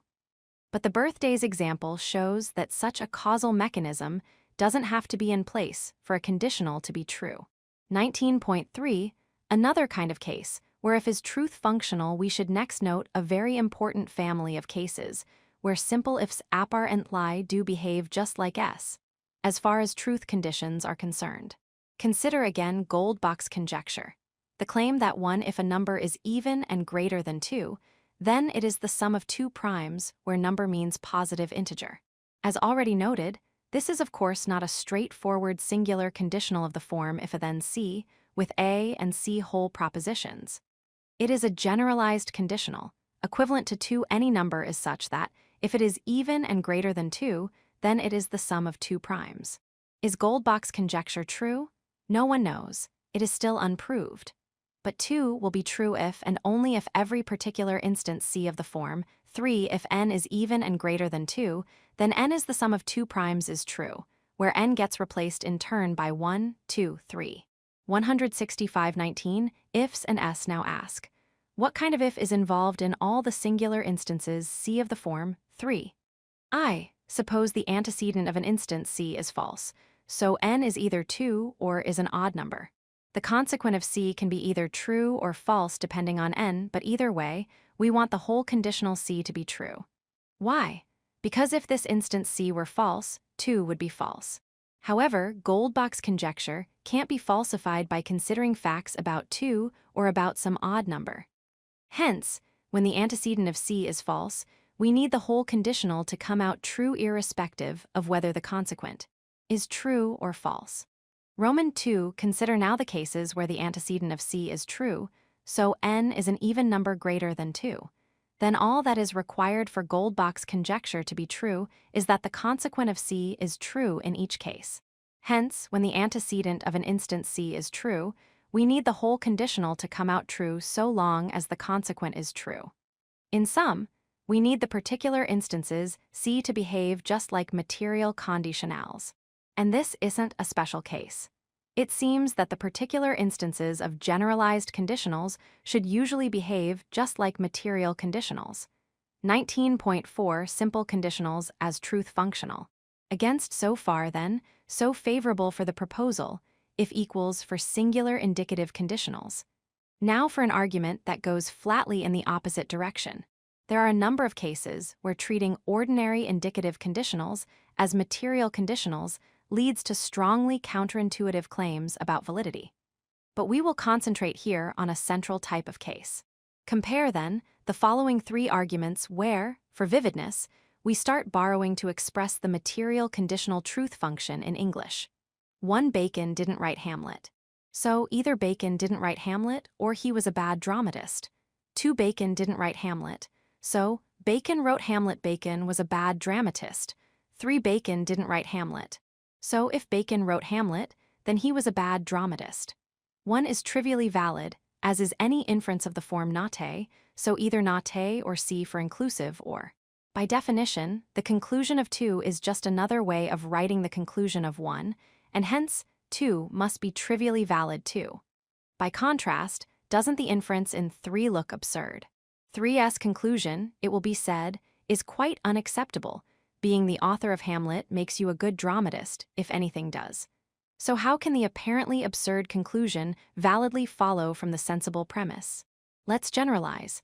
The inference pattern M nate, so nate or C166 responses is unproblematically reliable.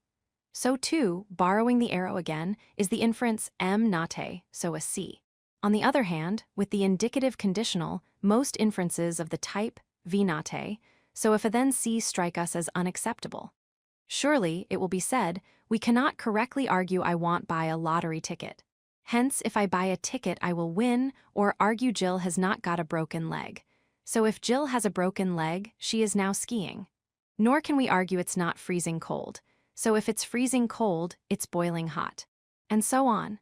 Yet, if equals equates the content of the vernacular indicative conditional, if a then C in V with the material conditional, expressed in English by nate or C in M. But that implies that inferences of the type V should be as reliable as inferences of type M, which looks absurd. 19.53 responses, so the situation is this. On the one hand, 19.219.3 offer strong-looking arguments in favor of the view that simple conditionals are equivalent to material conditionals. On the other hand, 19.4 exposes what seems to be an entirely unwelcome upshot of this view. We have a problem. What to do? We consider 2 initial responses which try to rescue the proposal, if equals as it stands. Then we offer a 3rd response which suggests a friendly amendment. The first response simply asks us to think again and then to revise our initial antipathy to V. Suppose I am entirely confident that Bacon didn't write Hamlet. Then, I'll happily assert if Bacon wrote Hamlet, then I am a Dutchman. If Bacon wrote Hamlet, then pigs can fly. If Bacon wrote Hamlet, then Donald Trump wrote Pride and Prejudice. In the same spirit, we can also conclude if Bacon wrote Hamlet then, for any other completion, however silly the result. Why not? Some logicians find this line satisfactory, but others object, claiming that Dutchman conditionals, as we can call them, are a jokey idiom. To say, if Bacon wrote Hamlet, then I am a Dutchman, they will say, seems too much like going through a pretense, playing at asserting a conditional as a dramatic way of inviting you to draw the obvious modus tollens conclusion that Bacon didn't write Hamlet. Can we safely erect a theory of conditionals on the basis of apparent outliers like this? B. The second response we will consider is more conciliatory, allows that V not only looks absurd at first sight, but continues to do so on further reflection, but still tries to reconcile this with if equals. It would, we can agree, be uncooperative of me to assert something equivalent to a C when I already know that A is simply false. For I could 167.19 ifs and s much more informatively simply tell you, straight out, that not A. That's why you can normally expect me to have grounds for asserting a C other than belief in the falsity of the antecedent. Assuming, if equals, it will be the same for the equivalent ordinary language proposition if a then C, even though it is really a material conditional as far as its truth conditions go. You will reasonably expect me to have some grounds for asserting it other than belief in nate. Because of that default expectation, inferences of the form V will strike us as peculiar, even though strictly speaking correct. But does this response do enough? Yes, it would usually be oddly unhelpful of me to assert a bare disjunction when I believe that the first disjunct is definitely true. So yes, in many contexts, it would be odd simply to assert the disjunction nate or C, or equivalently assert a C, when my reason is that I think that nate. However, granted all that, nothing strikes us as odd about the explicit inference, nate. So nate or C likewise, there is nothing odd about the equivalent inference, nate. So a C, once we understand the symbol. That's because in this case, the default presumption that I might have grounds for a C, i.e. nate, or C other than belief in nate, is plainly being cancelled. I am here quite frankly and explicitly offering nate as my grounds. In sum, there is nothing odd about M, even allowing for what can be expected from cooperative conversationalists. And if the ordinary conditional is merely the material conditional again, then there should equally be nothing odd about V, still allowing for what can be expected from cooperative conversationalists. Yet surely the cases are different. See, it still seems, then, that an unqualified identification of if and the material conditional can't explain the radical difference in plausibility between inferences M and V. So that strongly suggests that, even concentrating on simple cases, there is something more to the meaning of if than a merely material conditional. But what? Here is a new outline proposal. Recall our brief discussion in 8.2b about the difference between A but B and A and B. We suggested that these two claims don't differ in what it takes for them to be true. Rather, the contrast between but and the colorless and is, very roughly, that A but B is typically reserved for use when the speaker presumes that there is some kind of contrast between the truth or the current relevance of A and of B. Well, could it be similar for a pair of claims for the form if a then C and a C? Perhaps again these two don't differ in what it takes for them to be true. But still, there is a difference between if and the colorless material conditional. For if a then C is reserved for use when the speaker is, as it were promising to endorse a modus ponens inference to the conclusion C should it turn out that A is true. This seems a friendly amendment of the Bald equation, if equals. For it keeps the core idea that the assertions if a then C and a C, i.e. nate, or C 168, adopting the material conditional, come to the same as far as their logic-relevant truth conditions are concerned. That explains why the arguments X and Y in 19.2 do look compelling. But we also get an explanation for why the inferential move from nate to if a then C typically seems quite unacceptable, even though truth-preserving. How so? The plausible suggestion is that the use of if signals that the conditional it expresses can be used in an inference to its consequent. Now, suppose that I start off by believing nate. Then, I will accept nate or C, or equivalently a C, but of course, I want in this case be prepared to go on to infer C should I later come round to accepting A. Instead, because I have changed my mind about the truth value of A, I will now take back my earlier endorsement of a C. In other words, if my only reason for accepting a C is a belief in nate, I won't be prepared to go on to endorse using the conditional in a modus ponens inference to the conclusion C. And that is why, according to our suggestion about the role of if, I won't be prepared to assert if a then C just on the ground that nate which is the beginning of a neat and attractive story. If it is right, then we can regiment simple conditionals using the arrow, confident that informal conditional claims and their formal regimentations can match at least on their core truth-relevant aspects of meaning, which is what logic cares about. But is our story right? 19.6, adopting the material conditional, we are going to have to leave that last question hanging. The many-stranded debates in the vast literature on conditionals are sophisticated and intriguing but frustratingly inconclusive. We have only scratched the surface, and we certainly can't review the ramifying arguments any further here. However, for our purposes in this book, we can perhaps sidestep all these debates. Let's finish this chapter by explaining how. Suppose we decide that the story at the end of the last section doesn't work, despite its initial attractions, and that the behavior of everyday if is too complex to be accommodated by any such neat and simple theory. That's what the inconclusive philosophical literature about conditionals might seem to show. Well, in this case, should we even be trying to reflect those complexities in a formal language? As we have seen, rendering arguments involving conditionals into a formal language by using the material conditional will get things right in a range of simple core cases, i.e., will get things right as far as verdicts on validity are concerned. So perhaps we should be content with that. In other words, perhaps we should regard the material conditional as a suitable surrogate or partial substitute for the vernacular conditional, one which is sufficiently conditional-like to be happily adopted for some important formal purposes, while being elegantly clear, perfectly understood, and very easy to work with.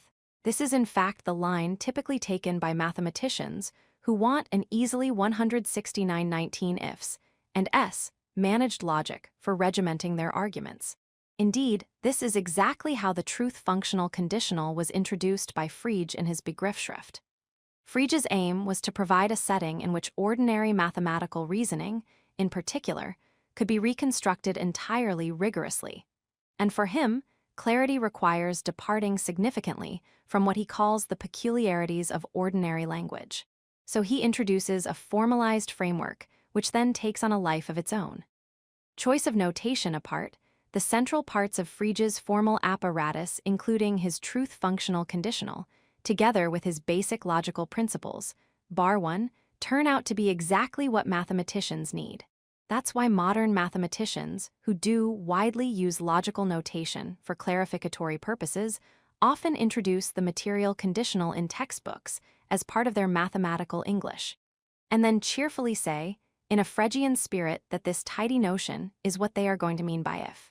It serves them well when giving their semi-formal theories of arithmetic or set theory or whatever.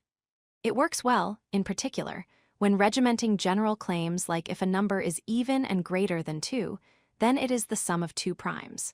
Further, as we will see in Chapter 22, the inference rules that the material conditional obeys are just the rules that mathematicians and others already use by default in reasoning with conditionals. So is sufficiently conditional-like for their purposes, even if it remains debatable whether it captures all the truth-relevant content of other ordinary ifs. This gives us, then, more than enough reason to continue exploring what happens when we adopt as a clean substitute for if in our formal languages a substitute, which serves many of the central purposes for which we want conditionals, especially in mathematical contexts. Be, however, a word of warning.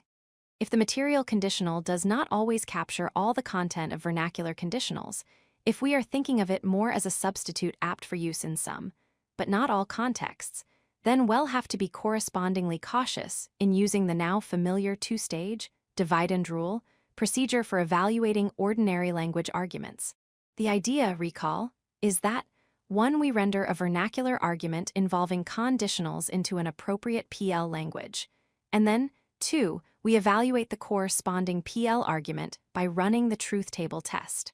But we now will have to ask ourselves, case by case, whether the rendition of the vernacular argument into PL using the truth-functional conditional at stage 1 really hits off enough of the conditional content of the premises and conclusion for the verdict on the PL version to carry back to a verdict on the original argument. Our motto has to be, proceed with caution. 19.7 Summary. As we saw in the previous chapter, a number of ordinary language arguments using conditionals can be rendered using while preserving 170 exercises, 19 their intuitive validity-invalidity. However, this only works for some singular indicative conditionals and not for so-called subjunctive conditionals. There are serious issues about how far, even in the best cases, can capture all of the core meaning of everyday if. Identifying the two leads to oddities like the acceptability of arguments of the form nate. So if a, then see, however, the material conditional can still be recommended as a perfectly clear substitute for the ordinary language conditional, with a perfectly determinate logic, suitable for use by mathematicians and others. Exercises 19a show that the following hold for PL languages with the relevant atoms. 1. PQ, QP2, PQR, PR, QR3, PQR, PR. Do these results raise more problems for equating with if? More generally, the pattern of inference 6 is valid. What about a corresponding ordinary language inference of the form C? So if a then C, the pattern of inference 6 is also valid.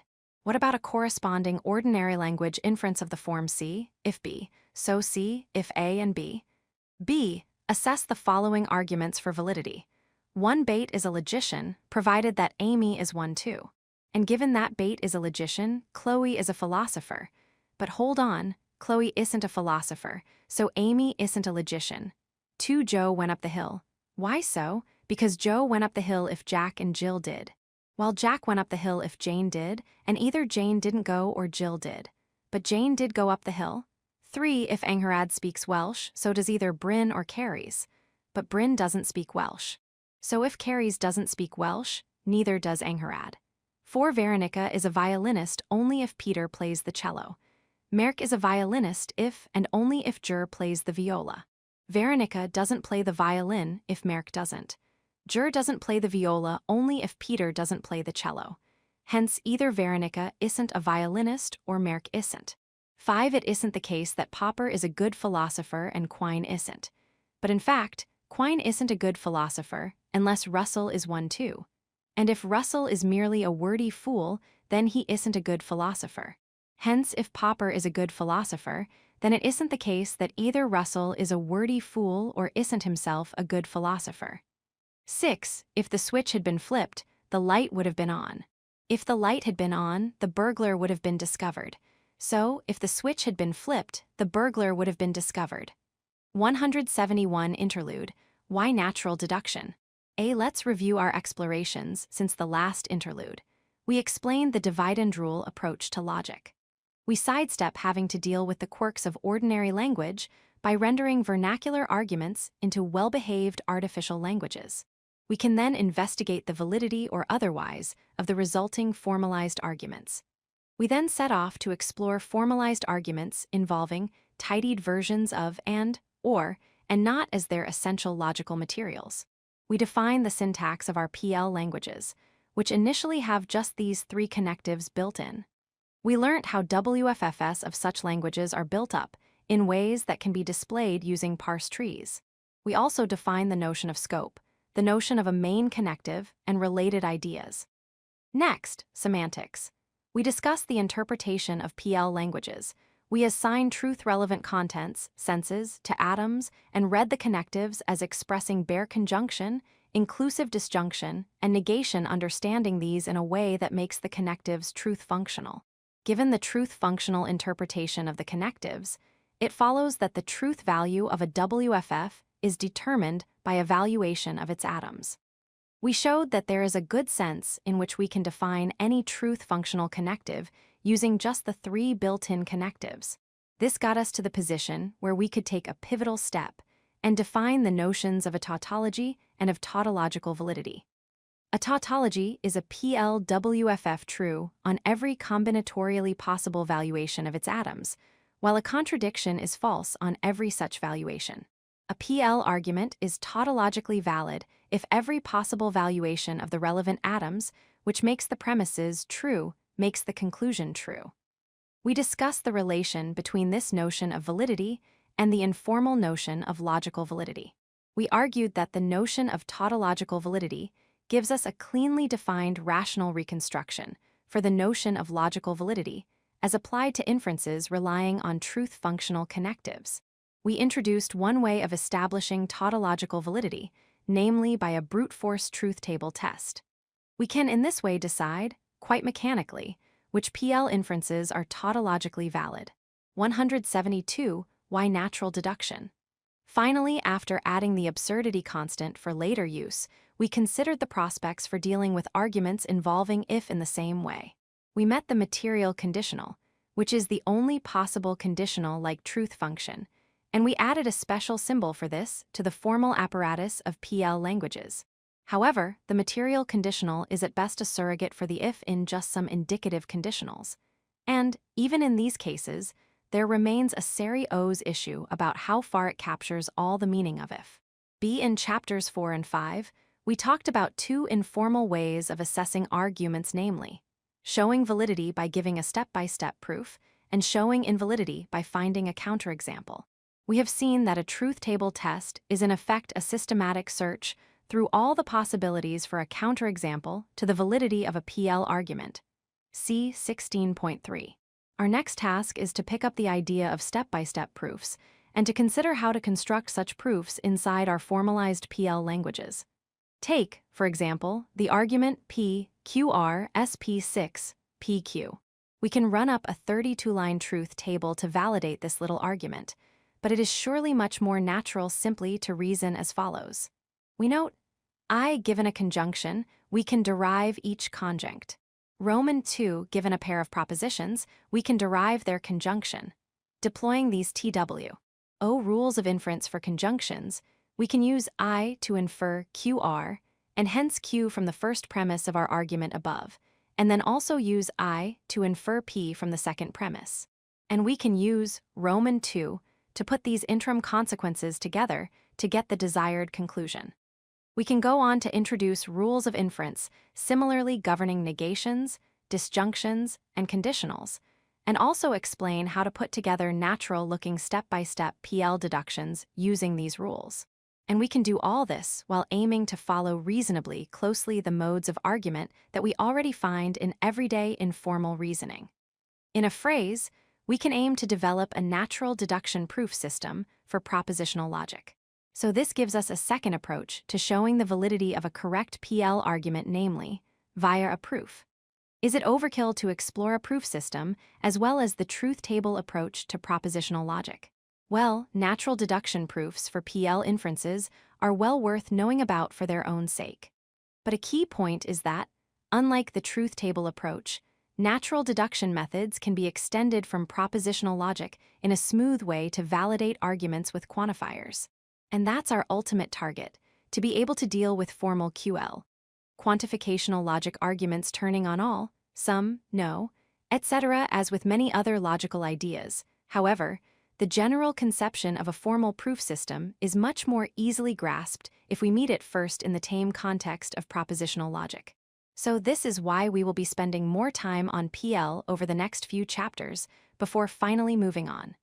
17320 PL proofs. Conjunction and negation outside the logic classroom. When we want to convince ourselves that an infer and say really is valid, we often try to find an informal proof. When working in a formal language, as just noted in the interlude, we can similarly aim to construct step-by-step formal derivations to warrant inferences. We now start developing a framework for constructing such derivations in PL languages. We begin in this chapter by looking at derivations using rules of inference for conjunction and negation. One important point at the outset. We will be laying out our formal proofs in the vertical column shifting style, which we first met in. Chapter 4. We won't complicate matters by considering other options in this book, such as tree-shaped proofs like a T in 9.2. But we should certainly emphasize that there is no single right way of laying out natural deduction proofs. 20.1 Rules for Conjunction. We start by officially adopting the following proof-building rules for arguing to and from WFFS, which have as their main connective. Introduction, given and we can derive. Elimination, given a we can derive. Equally we can derive. Here, and are of course arbitrary PLWFFS. Informally, we can infer a bare conjunction given both its conjuncts. And we can infer each conjunct from a conjunction. So our two proof-building rules are faithful to the intended meaning of the connective as tidied up and. Our names for the rules are standard and reasonably self-explanatory. Two particular comments on the first rule. The inputs and used when inferring don't have to be distinct, so we are allowed, for instance, to appeal to a premise P twice over to derive PP. Roman 2, the order in which and appear earlier in a proof doesn't matter. We can infer either way. With these points understood, we can display our rules diagrammatically and give them brief labels like this. 174 Rules for Conjunction. Rules for Conjunction, Note how the two rules fit together beautifully. In an obvious sense, the elimination rule can be used to reverse an application of the introduction rule. Applying twice after invoking takes us back to where we started. Let's have a first simple example of these rules at work. So consider a Popper is a philosopher, and so are Quine and Russell. Sellers is a philosopher, and Putnam is one too. Hence both Putnam and Quine are philosophers. Regimenting this into an appropriate PL language where P means Popper is a philosopher, Q means Quine is a philosopher, and so on, can be rendered as a PQR SP6 PQ. We met this argument a few pages ago in the interlude. So here again is the truth-preserving derivation of the conclusion from the premises that we informally sketched there, now presented in what will be our official style. 1P QR Prem 2, SP Prem 3 QR, E14Q E35P E26, PQ. I54, this proof illustrates two basic stylistic choices. We have used a vertical line against which to align our column of reassigning. Roman 2, and we have used a horizontal bar to draw a line under the premises at the beginning of our argument. Both these visual aids are conventional. As an optional extra, we have also introduced on the right a rather laconic style of annotation, again pretty standard in form. Prem doesn't need explanation. Then, at later lines, which result from the application of a derivation rule, we give the label for the relevant rule, followed by the line numbers of its inputs. In the case of an application of I resulting in a WFF of the form, we give the line numbers of the relevant preceding WFFS, and in that order. 175-20 PL proofs. Conjunction and negation, note that we could have derived the WFFS at lines 4 and 5 in the opposite order, and still gone on to derive 6, which shows that even the simplest and shortest proof from premises to conclusion need not be unique. See, that was easy. This next example is even easier. The argument B, PQ6, QP is trivially valid and has a correspondingly trivial proof. 1 PQ, Prem 2P, E13Q, E14QP, I3, 2, and the pattern of proof here can be generalized. Just replace each P by, each Q by, where and are any PLWFFS however complex. The result will be a derivation from the WFF to the corresponding WFF. For example, here is another proof with the same pattern of inference steps. 1 RS, QPR Prem 2 RS, E13, QPR E14, QPRRS I3, 2D. We have so far adopted just two basic rules for arguing with conjunctions, but we could, with equal justification, have added other basic rules. For example, consider the rule C reflecting the fact that conjunction commutes, given we can derive. However, we now know that this third rule would be redundant. Any application of C at any point in a proof could evidently be replaced by a little three-step dance involving I and E. Of course, there would be nothing wrong about adding to our proof system the truth-preserving but unnecessary rule, C. Economy of basic rules is one virtue for a proof system, but it isn't the only virtue. As we will see later, there can be countervailing reasons for adding a strictly speaking redundant rule. However, there aren't any strong reasons for adding any other rules, perfectly natural and reliable though they might be. So we want 20.2 rules for negation. We next introduce rules governing negation, and things now do get a little more interesting. So consider the following informal argument.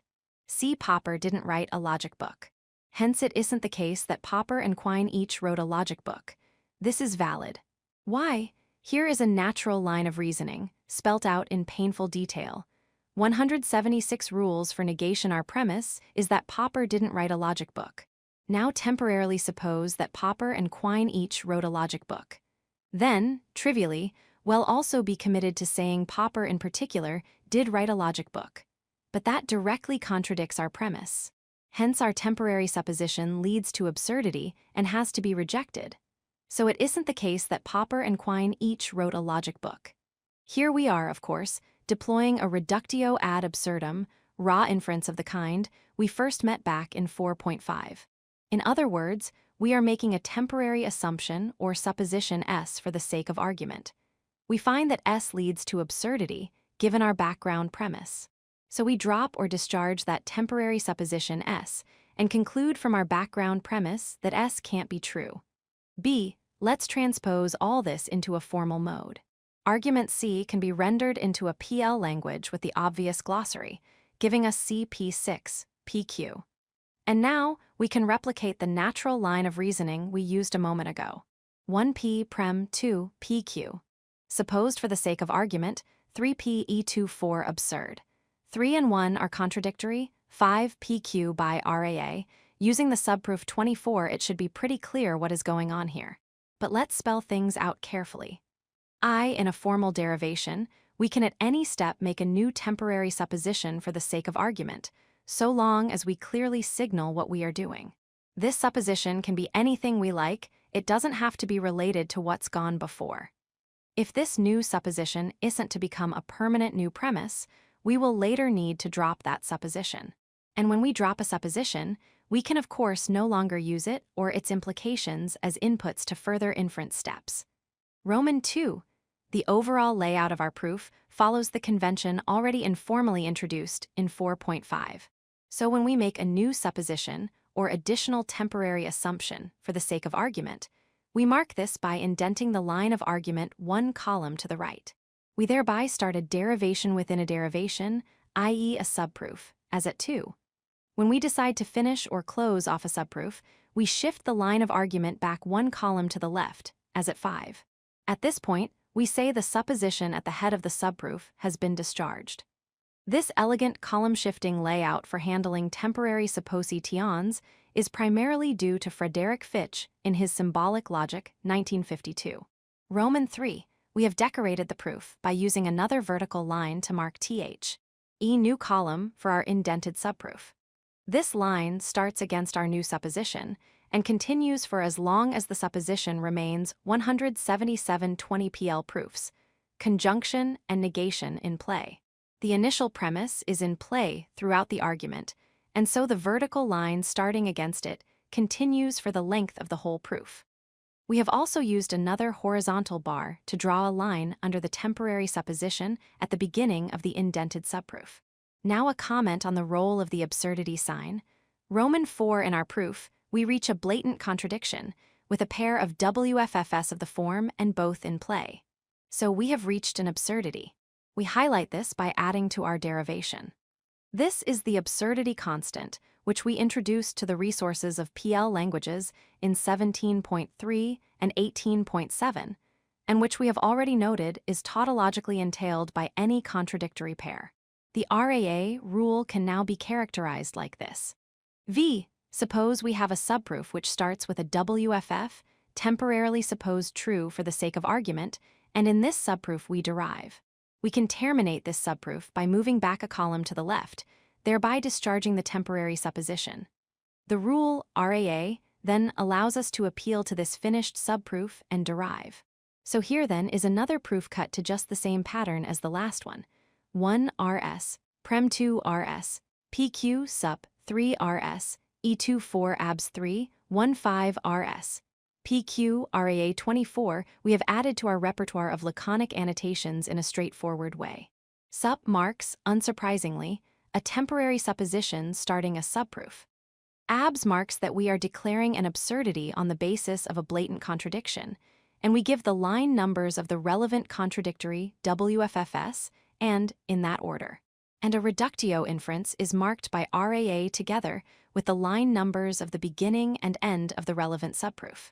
C, for another example, one requiring a slightly longer proof, consider the argument D. Popper is from Vienna. It isn't the case that both Popper and Quine are Viennese. The same goes for Popper and Russell, they aren't both from Vienna. Hence both Quine and Russell are not Viennese. This is valid. For suppose Quine were from Vienna, then both Popper and Quine would be Viennese, contradicting the second premise. So Quine isn't Viennese. Similarly, suppose Russell were from Vienna, then both Popper and Russell would be Viennese, contradicting the third premise. So Russell isn't Viennese either. Hence, as we want, both Quine and Russell are not Viennese.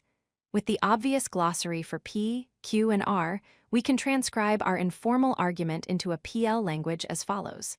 178 rules for negation DP, PQ, PR6, QR. And we can then mirror our easy informal proof as a formal PL derivation. 1P Prem 2 PQ, Prem 3 PR, Prem 4Q sup 5 PQ. I1 46 abs 5 27 Q RAA 46 8R sup 9 PR. I1 810 abs 9 311 R RAA 810 12 QR. I7 11 2 important comments about the significance of the layout here. I note that we are allowed to derive PQ at line 5 even though we have shifted columns. When we moved a column to the right, we added the new temporary supposition Q. but we remain committed to the 3 original premises including P, so we can still invoke it. Roman 2, it is when moving columns in the other direction that we have to be really careful. For then we are dropping the commitment to an additional temporary assumption and its implications. For example, our supposition Q made at line 4 is discharged after line 6, and then it is no longer in play, no longer available to be used as an input to further inferences. But later at line 8 the new supposition R is made and becomes available to be used, e.g. in the derivation step, which gets us to line 9. For more about how WFFS can go in and out of play in a proof as temporary suppositions are made and discharged, see 20.6. D. Let's summarize the negation rules which we have met so far. Reductio ad absurdum. Given a finished subproof, starting with the temporary supposition and concluding, we can derive. The absurdity rule. Given WFFS and we can derive. RAA is our basic rule for arguing to a conclusion with negation as its main connective, so we could equally well have called it the introduction rule, and this alternative label is common. Similarly, ABS is our rule for arguing from an input with negation as its main connective. In this sense, it can be said to be an elimination rule, but we will stick to our more memorable labels. 179-20 PL proofs, conjunction and negation, and note how these 2 rules again fit together beautifully. ABS reverses RA in the sense that ABS recovers from the essential input that would be needed for arguing to by RAA. This input is the fact we can derive absurdity from because ABS tells us that, given we have, then indeed from we can derive absurdity. 20.3, a double negation rule. Our first 2 rules are intuitively faithful to our understanding of negation. Do we need any other rules? Given our so-called classical conception of negation as truth-value flipping, a WFF and its double negation are equivalent. So we will want to be able to establish this equivalence in our PL proof system. 2 questions arise. A. Is there a proof of P from P using our current rules? B. Is there a proof of P from P? A. The first of these questions is quickly answered. As a generally useful rule of thumb, if we want to prove, the thing to do is to suppose and then aim to expose a contradiction so we can use RA. So let's do that here with P for 1P, Prem 2P, Sup 3, Abs 12-4P Ra 23, which couldn't have been more straightforward. And again, the proof generalizes. We can always derive a WFF of the form from the corresponding, wherever appears in a proof. So it would be redundant to add a new basic rule to allow us to introduce double negations. B, however, a little experimentation should quickly convince you that we do need a new rule if we are to go in the opposite direction and derive P from P in 24.8. We will return to consider why this derivation can't yet be warranted by our existing rules. But for now, we just state our additional rule, which reflects our classical understanding of negation. Thus, for any PLWFF double negation, given we can derive. Note, this rule only allows us to eliminate double negations at the very start of a WFF. For example, the argument PQ6, PQ is valid. But to prove this, we have to apply E before we are in a position to apply DN. To introduce another simple example where we need to invoke DN, consider the following argument. E. Popper is a philosopher. It isn't the case that Popper is a philosopher while Quine isn't. Therefore, Quine is a philosopher. This is valid. Why? Here's a simple informal derivation. 180, a double negation rule. The first premise tells us that Popper is a philosopher. Now temporarily suppose that Quine isn't a philosopher. Then well be committed to saying Popper is a philosopher while Quine isn't. But that directly contradicts the second premise. Hence our temporary supposition leads to absurdity and has to be rejected.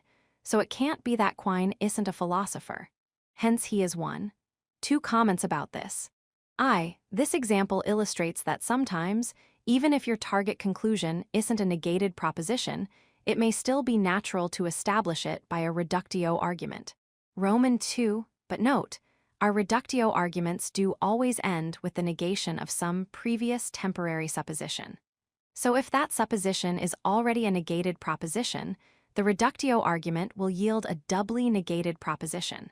Formally, we will need an application of our new double negation rule if we want to remove the double negation. We can now render E into a suitable PL language like this: EP, PQ6Q. And we can regiment the informal line of reasoning just sketched into a formal proof as follows, with the obvious short-form annotation. 1P prem 2 PQ, prem 3Q sup 4 PQ, I1 35 abs 4 26Q, RAA 35 7Q DN6. C. We will soon see more examples of our three negation rules at work.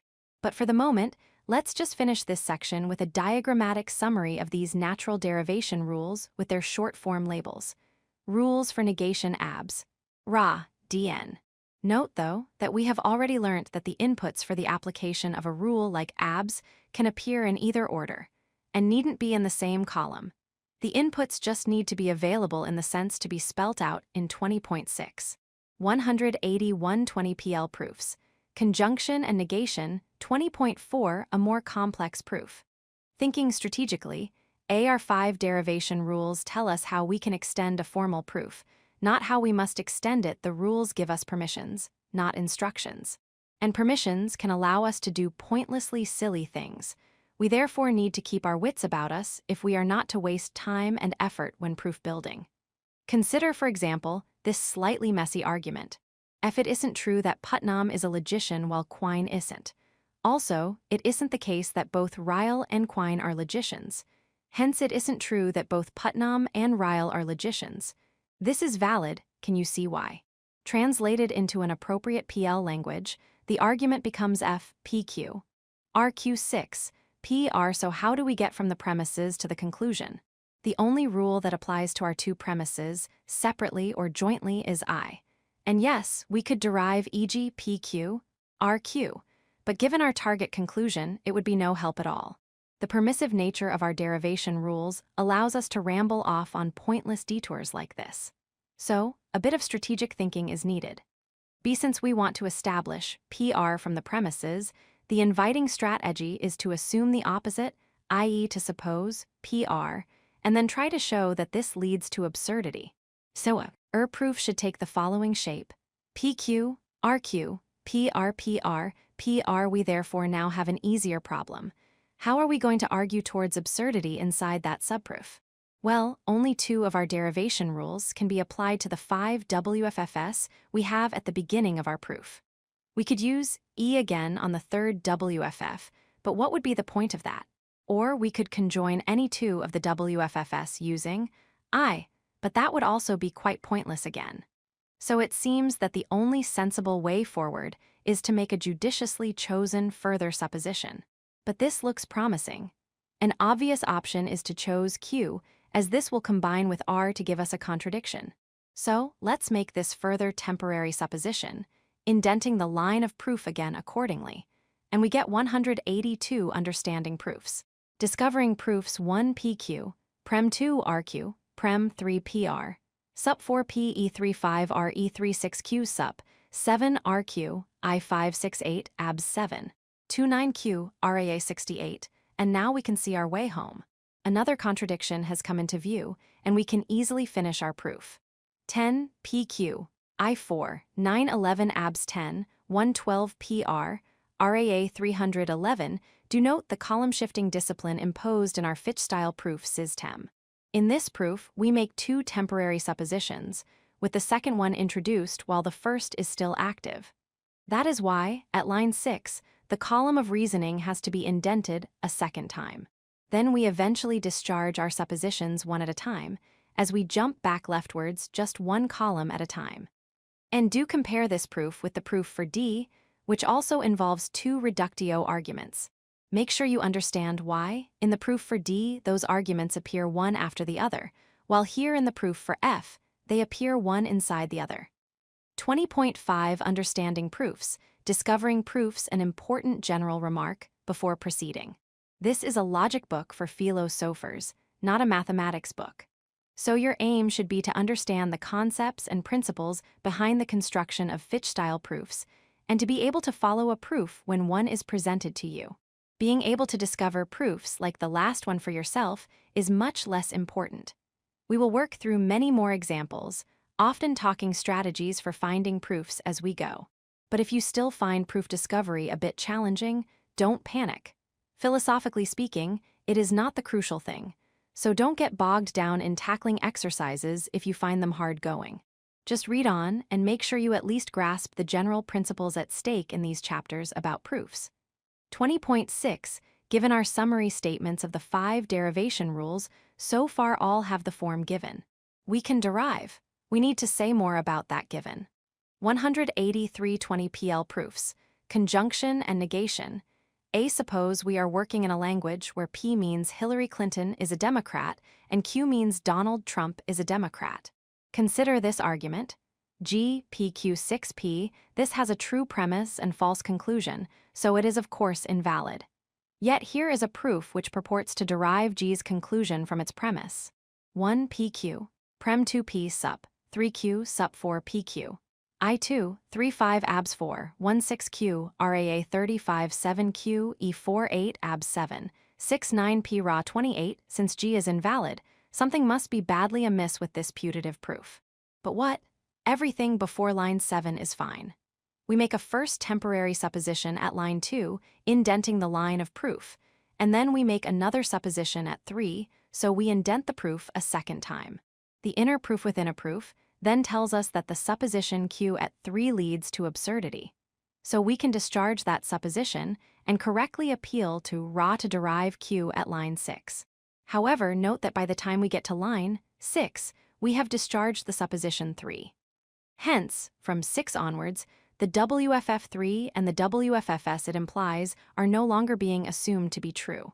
Once a subproof is finished or closed off, its innards are, so to speak, all packed away. In particular, by the time we get to line 7, the WFF PQ from line 4 is no longer available to be used as an input to a further inference. So we can't now appeal to it in order to derive Q. B. What happens in subproofs stays in subproofs. We could call this the Vegas rule. And for another example of what can go wrong if you flout the Vegas rule, here is a second proof for G. 1 PQ, Prem 2 Q sup, 3P sup 4 PQ, I3 25 abs 4 16, QQ, I2 27 P RAA 35. This time the howler is at line 7. Why? Everything is unproblematic up to and including line 5. Then we terminate the inner subproof and basically ignore it at the next step. But that's fine too. We don't go wrong by not immediately 184. We can derive applying reductio and by applying another rule instead. We then terminate the subproof from 2 to 6. We are allowed to do this too. We can't actually go wrong by closing off a subproof whenever we want, so long as we no longer rely on anything we deduced while that supposition was in force. But now note that, when we close off the subproof from 2 to 6, by the Vegas rule all its contents are to be considered as packed away, including the inner sequence of WFFS from 3 to 5. That's why we can't now apply Ra to that subproof in order to derive 7.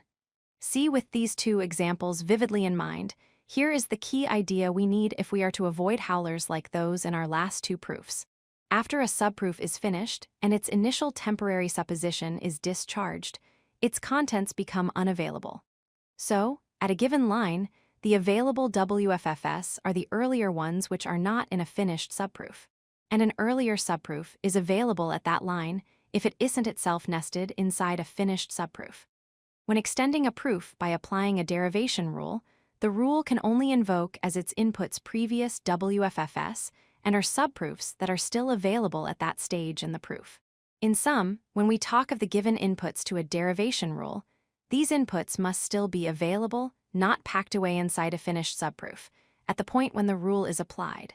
Do note, by the way, how our Fitch-style structuring of proofs makes it transparently clear when subproofs are finished, and hence when their contents become unavailable. 20.7, we can derive, A. To repeat, the summary statements of our derivation rules all have the form given. We can derive. We now need to say more about we can derive. On the surface, we simply mean in each case that given appropriate available inputs from earlier in the derivation, we can add another WFF of the right kind to the current column of our derivation in our Fitch-style layout. But digging a bit deeper, we can see that our formulation in fact covers two rather different sorts of rules. We should pause to highlight the difference. One, take for example half our E rule, given we can derive. The formal derivation rule here corresponds to a logical relation between WFFS. We can validly infer one of the conjuncts from a conjunction in an entirely straightforward sense. 2. Now compare our formal RAA rule. The rule comes to this. Suppose, given some background assumptions plus, we can derive. Then from the same background assumptions alone we can derive. 18520 PL proofs. Conjunction and negation, so the formal derivation rule this time corresponds to a logical relation between entailments. Think back to our informal version of RAA in 4.5c, which said suppose some background assumptions plus the temporary supposition S entail a contradiction. Then those background assumptions by themselves entail not S. We can helpfully think of the informal rule here as a second-level rule, because it in effect tells us how to move from one valid inference to another valid inference. Derivation rules like E and derivation rules like RAA are both standardly called, simply, rules of inference. That's fine so long as we realize that the shared label does cover both rules that reflect ground-level inferences from one or more WFFS to a WFF, and 2 rules that reflect second-level inferences between entailments. B. It is worth noting very briefly that the first recognizably modern formal logics, starting with Frege's Begriffsschrift, in effect managed with just a few rules of the first, ground-level, type. It isn't until the 1930s, in particular in the work of Gerhard Jensen, that we get formal systems that aim to mirror those everyday patterns of reasoning where we can make temporary assumptions for the sake of argument, and then make use of the resulting subderivations by using second-level principles like RA. It is characteristic of what we now call natural deduction proof systems that they use rules of both types. Different systems handle the 2 types of rules in significantly different ways, with various costs and benefits. Our Fitch-style version, with its column indenting for subproofs at least, has the merits of being visually neat, quickly grasped by beginners, and relatively easy to use. 20.8 Putting things together, and how do we assemble inference steps into a Fitch-style proof? Roughly, an array of WFFS counts as a Fitch-style derivation from 1 to n as premises to the conclusion if it starts with the premises in the home column, and perhaps after jumping to and fro between columns, ends back in the home column with as the final WFF. Each step along the way either applies a rule of inference to extend the current column, or else starts or finishes a subproof, as previously illustrated. We will give a much more careful definition of a PL derivation in 24.2 when we know about arguing using disjunctions and conditionals. For the moment, let's just stress that while the motivation for the rules of our PL proof system is semantic, so far, they are justified by the meaning of and not. The rules themselves are in fact syntactically defined, in terms of patterns in arrays of WFFS. This becomes important later, particularly in 24.6 and 24.7, 186, explosion and absurdity again, 20.9, explosion and absurdity again, A now for a surprise, perhaps. Consider the following 2 arguments. CP6, PQ, EP, PQ6Q both are valid. The first is a minor variant of C and is proved in the same way. The second we have met before. Here are the natural-seeming proofs. 1P2, PQ, 3P45, PQ, 1P2, PQ, 3Q4, PQ, 56Q7Q. Now, we normally assume that we can chain together correctly constructed proofs so that the conclusion of one becomes a premise for the next, and the result will be a longer, equally correct proof. That's how mathematics works. And more generally, this is how logical inference can contribute massively to knowledge. We chain together relatively obvious pieces of reasoning into something less obvious, but still reliably truth-preserving. And this way we get to warrant some new and perhaps surprising conclusions. Our formal deduction system will allow us to combine proofs in this way. So let's in particular chain together our 2 compelling derivations above, just moving the right-hand proof's initial premise to the top, since merely as a matter of style, we insist on listing premises at the outset. We then get H, 1p, prem 2p, prem 3pq. Sup 4p, e35 abs 4 26pq. RAA 35 7q, sup 8pq. I1 79 abs 8 610q raw 79 11q dn 10. So from p and p, we can derive q. And the proof idea generalizes. Replacing p throughout by and q throughout by, we will get a proof from any contradictory pair to an arbitrary conclusion. Explosion. Compare 17.1. 180 720 PL proofs. Conjunction and negation. B. When we first met this sort of explosive inference in 6.5, it was as a probably unwelcome upshot of our informal definition of validity. We then asked, should we revise the definition because of this consequence? Or should we learn to live with the idea that a contradiction entails anything? In that early discussion, we said then without explanation that rejecting explosion comes at a high price.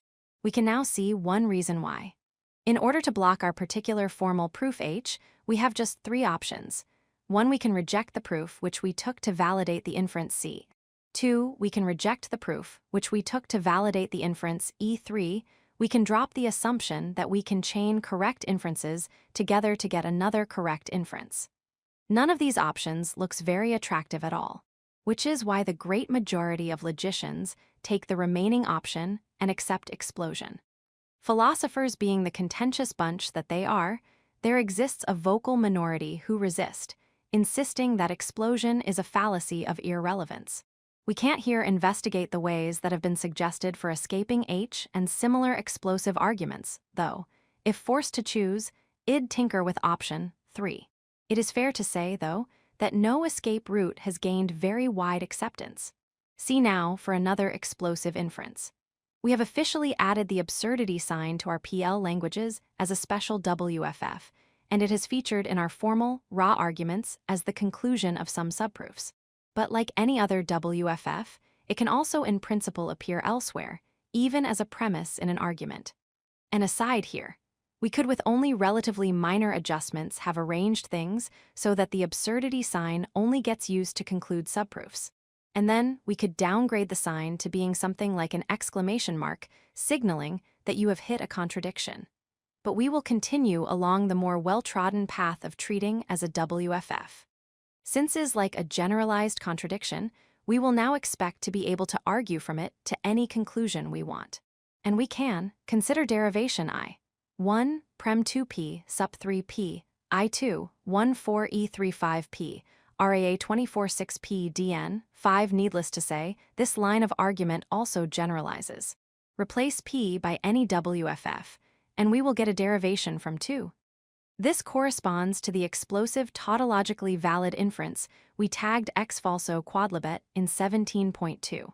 D. The availability of formal derivations like I means that it is strictly speaking redundant to add the following an additional rule of inference. 188 summary ex falso quodlibet given, we can derive any WFF. However, despite the redundancy, it is usual to include this F rule in the basic package of rules for a Fitch-style proof system for a propositional logic which uses the absurdity sign. There are a number of reasons for this. A shallow one is that it makes some proofs neater. But the deep reason is that F tells us just what it is to be an all-purpose absurdity. It defines it as something such that if that is true, then really anything goes. So we will now adopt EFQ into our proof system. Using this rule, we get a much snappier proof than H taking us from P and P to Q, namely J. 1P, Prem 2P, Prem 3 abs 1, 2 4Q, EFQ 3. Quite often, the F rule is presented right at the very start of an exposition of a proof system for propositional logic. And then the beginner is immediately faced with proofs like this last one, which can seem far too much like suspicious trickery. That's why we have left adding the F rule right until the end of this chapter. After the explosive consequence P, P6Q has already been proved. The derivation J, which uses EFQ, just allows us to get more quickly to a destination that we can equally well get to the long way round, invoking only our initial package of rules. 20.10 Summary, we have adopted 5 basic rules for arguing with conjunctions, negations, and the absurdity sign. I and E tell us that we can argue from conjuncts to conjunctions and back again. Abs tells us how to mark that we have got entangled in the absurdity of blatant contradiction.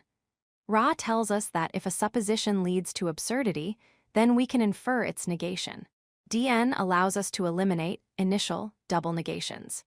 In general terms, these basic rules seem entirely natural and compelling. They seem true to the core meanings of and it is not the case that. So we indeed ought to be able to use them to construct genuine proofs, which show that the eventual conclusion will be true if the premises are. But we have choices about how to implement the rules in detail. We have adopted a Fitch-style vertical layout, whose distinctive feature is that we indent the line of reasoning when we make a new temporary supposition, and cancel the indent when we drop that supposition again. It is crucial that the inputs invoked in applying a rule of inference are still available to be used, i.e., they are not buried inside a subproof, which is 189 20pl proofs. Conjunction and negation already finished. What happens in a subproof stays in the subproof. We noted that, if we are allowed to chain proofs in the standard sort of way, then our rules, natural though they are, warrant the explosive inference from contradictory WFFS to any conclusion we like. We also in effect get for free the further rule, EFQ, which tells us that we can infer anything from absurdity, though we will now officially add this as a rule in its own right.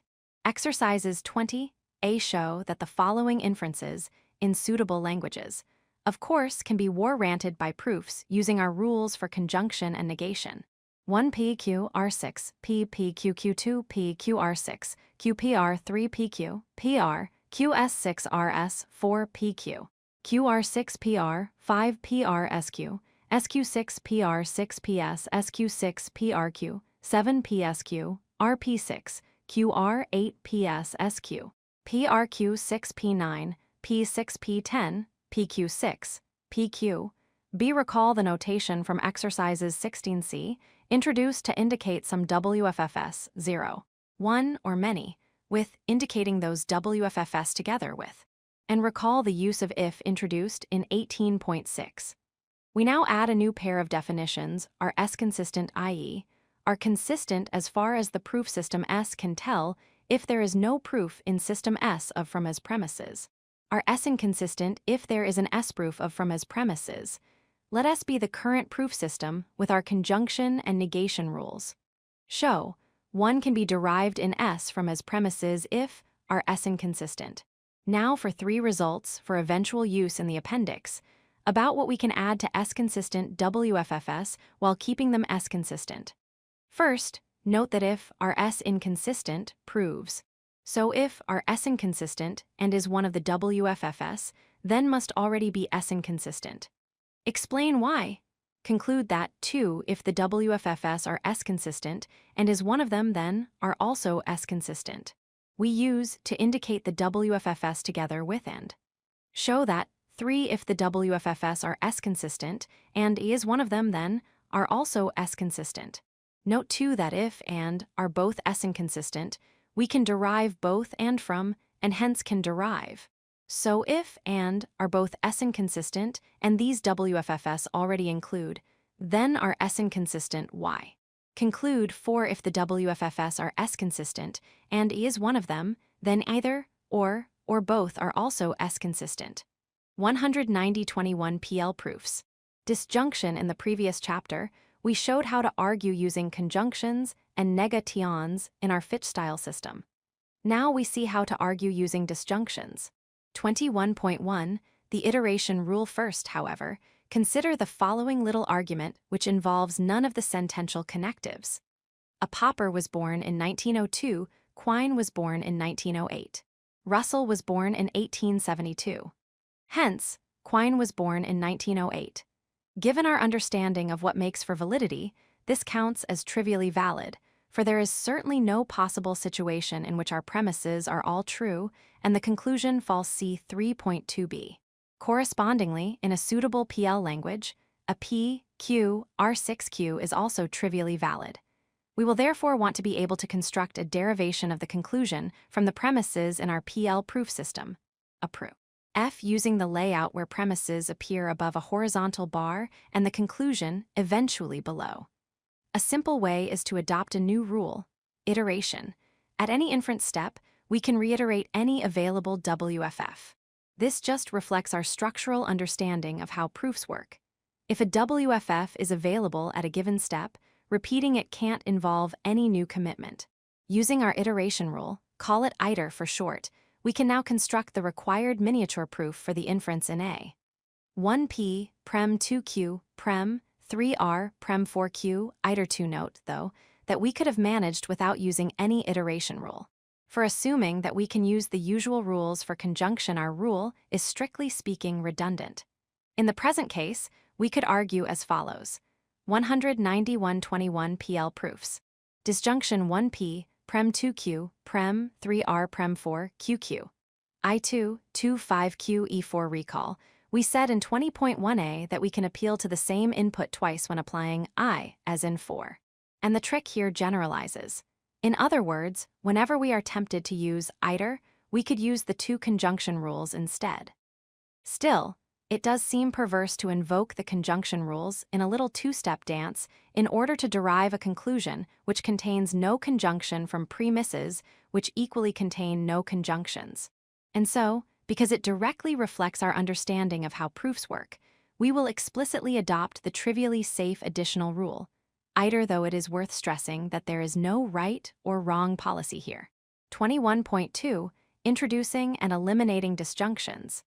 We move on then to introduce two principles for reasoning with disjunctions. Take all disjunctions in this chapter to be inclusive. Consider first the following little argument. B. Quine is a logician, therefore either Popper or Quine is a logician or Russell is one. This is of course trivially valid. You can infer an inclusive disjunction from either disjunct. So from the premise that Quine is a logician, you can infer that Popper or Quine is a logician. And from that interim conclusion, you can now infer that either Popper or Quine is a logician or Russell is one. Going formal, the inferential principle for arguing to a disjunction becomes: introduction, given a WFF, we can derive for any WFF. Equally given, we can derive for any. With P meaning Popper is a logician, etc., our everyday argument B can be rendered into a suitable PL language as BQ6, PQR. And we can then mirror our informal proof, which shows that B is valid by a direct and truth-preserving formal PL derivation. 1Q, Prem 2, PQ, I13, PQR, I2. We use the natural label for our new rule in the commentary and indicate the line number of the WFF, which an application of the rule appeals to.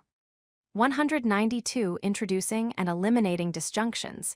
B, to introduce the corresponding elimination rule. Let's start by considering an informal one-premise argument. See, either Popper and Quine are both logicians, or Quine and Russell are both logicians. Therefore, Quine is a logician. This is valid. Why? Here's an informal proof, spelt out in very laborious detail. Suppose, for the sake of argument, that the first disjunct of our premise is true, so Popper and Quine are both logicians.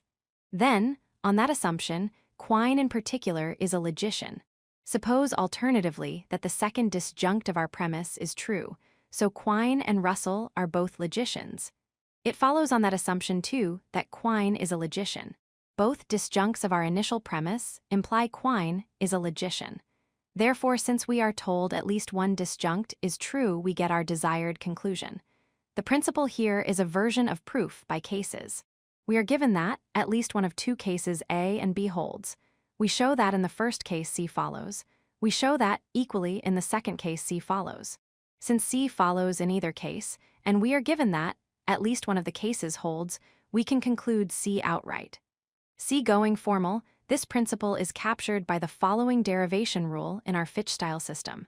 Suppose and are any WFFS, then, elimination, given a finished subproof from the temporary supposition 2, and also a finished subproof from the temporary supposition 2, we can derive. The informal argument C can be rendered into a suitable PL language as C, PQ. QR6Q. So now we can closely mirror our informal proof for C with the following formal proof for C using our new rule. 1 PQ, QR, Prem2 PQ. Sup3Q E24 QR. Sup5Q E46Q E1, 23, 45 putting PQ4, QR4, and Q4. The final line is a correct application of the E rule. And note, I at line 2, we suppose for the sake of argument that the first disjunct of 1 is true, indenting our proof a column rightwards as we do so. When we finish this first subproof after line 3, we head back a column leftwards. However, we immediately make the alternative supposition that 19321 PL proofs. Disjunction, the second disjunct of 1 is true, giving us a new supposition at line 4 to start the second subproof. And therefore we indent our column of reasoning rightwards again. Hence the proof layout as displayed. Roman 2, there is therefore a little gap between the vertical lines marking the extents of the two different finished subproofs, but it helps the eye if we put a short bar in the gap to mark the break between the subproofs. Roman 3, our short-form annotation of the final step, records the 3 inputs to the final elimination inference. We give the line number of the relevant disjunction, and then give the extents of the 2 relevant subproofs. Consider next the informal argument D. Popper is a clear writer. Either Quine or Russell is a clear writer. Hence, either Popper and Quine are clear writers, or both Popper and Russell are. Valid again, as is shown by considering cases using the second premise. Take the case where Quine is clear. Then Popper and Quine are clear, so it will be true that C, either Popper and Quine are clear or Popper and Russell are. Similarly, in the other case, where Russell is clear, then Popper and Russell are clear and C again follows. So either way, C follows. Going formal, here is a corresponding PL argument. DP QR6 PQ PR. This can be shown to be valid by the following proof. 1P Prem2 QR, Prem3Q Sup4 PQ, I1 35 PQ, PR I46R Sup7 PR, I1 68 PQ, PR I79 PQ, PR E2 35 68 E. Let's have another example. So consider this argument. E. Polly and Quentin are both married, so it isn't the case that either Polly is unmarried or that Quentin is. This too is valid. How can we informally show that? We could argue like this. Suppose, for the sake of argument, that the opposite of the conclusion holds, i.e. suppose that either Polly is unmarried or Quentin is unmarried. The first disjunct leads to absurdity. It is contradicted by our premise telling us that Polly is married. The second disjunct also leads to absurdity. It is contradicted by our premise telling us that Quentin is married. 194 introducing and eliminating disjunctions, so either way, whichever disjunct of our supposition holds, we get absurdity. Since that supposition leads to absurdity, it has to be rejected. Again, in the middle of this informal proof, we use a version of proof by cases. We suppose for the sake of argument that at least one of 2 cases A and B holds. We show that in the first case absurdity follows. We show that, equally, in the second case absurdity follows. Since we can infer an absurdity in either case, the supposition that one of the cases A and B holds is itself absurd. Using the obvious glossary, here is a formal version of D, giving us an instance of one of De Morgan's laws C13.5, E PQ6, PQ. And we can replicate our informal line of reasoning for D as follows. 1 PQ, Prem2 PQ, Sup3P, Sup4P E15 abs4, 36Q, Sup7Q E18 ab769 E2, 35, 6810 PQ, RAA2, 9F. For our last example in this initial group, take the trivial argument FPP6P. We can prove the conclusion from the premises here by another proof by cases. 1 PP, Prem2P Sup, 3P iter 24P, Sup5P iter 46P E1, 23, 45 minor point. We could also allow the same subproof to be invoked twice by E, just as we allow the same WFF to be invoked twice e.g. in applying I. Note our use of the iteration rule iter to get us from the supposition P at 2 to the subproof's conclusion P at 3. As we remarked in the previous section, we could equally derive the same conclusion by introducing and then eliminating a conjunction. But this would again seem rather unnatural. We want to be able to warrant the conjunction-free F without invoking conjunction rules, and iter enables us to do that. 195.21 PL proofs. Disjunction 21.3 The disjunction rules, a diagrammatic summary. Let's review the basics. Reasoning informally with disjunctions, one obviously safe inferential principle is simply this. Given some proposition, we can infer its inclusive disjunction with any proposition. Another safe informal mode of reasoning is proof by cases. We can spell out the underlying principle like this. Suppose three things. Given some background assumptions, we can infer a disjunction A or B. Roman 2. Given the same background plus A, we can infer C. Roman 3. Given that same background plus B, we can also infer C then. From the same background, we can infer C outright. Looking at it like this, we see that we can think of informal proof by cases as another second-level principle like raw, licensing an inference on the basis of some other correct inferences. Compare 20.7. These two informal principles of inference are then reflected by our two formal rules, which we can display like this. Rules for disjunction, E. Strictly speaking, we do not require the three elements for an application of E to appear in the order diagrammed, nor do we require one subproof to appear immediately after the other. But in practice, that's the usual layout. B, we noted in 20.1a that E allows us to recover from a conjunction the inputs that I requires in arguing to that conjunction. We might say, E can be used to reverse an application of I. Now, we obviously can't reverse an application of I in quite the same way. For of course, we cannot argue back from a disjunction to recover whichever input I might use in arguing to that disjunction. Still, E can be used to undo an application of I in a closely related sense. For E allows us to argue forwards from, to any conclusion we could already have derived equally from and before we used I. If we can already infer from, and also infer from, then E allows us still to get to now from. So our I and E rules also do still seem to fit together very nicely, as it is often put. They are in harmony. 196.2 More proofs. 21.42 More proofs. A. Consider the following argument. Interpret the atoms however you like. G. PQ6, PQ. This is valid, being an instance of another of De Morgan's laws. How can we show this to be a valid inference by a PL proof in our system? Given that our conclusion is a conjunction, a natural strategy is first to derive one conjunct from our given premise, and then to derive the other conjunct, which breaks down the proof into two simpler tasks. How then can we prove P from our premise? There's no rule we can directly apply to the premise. Reality check. Why would it be a howler to try to infer P from PQ by a straight application of DN? What else can we do then but suppose P and aim for a contradiction?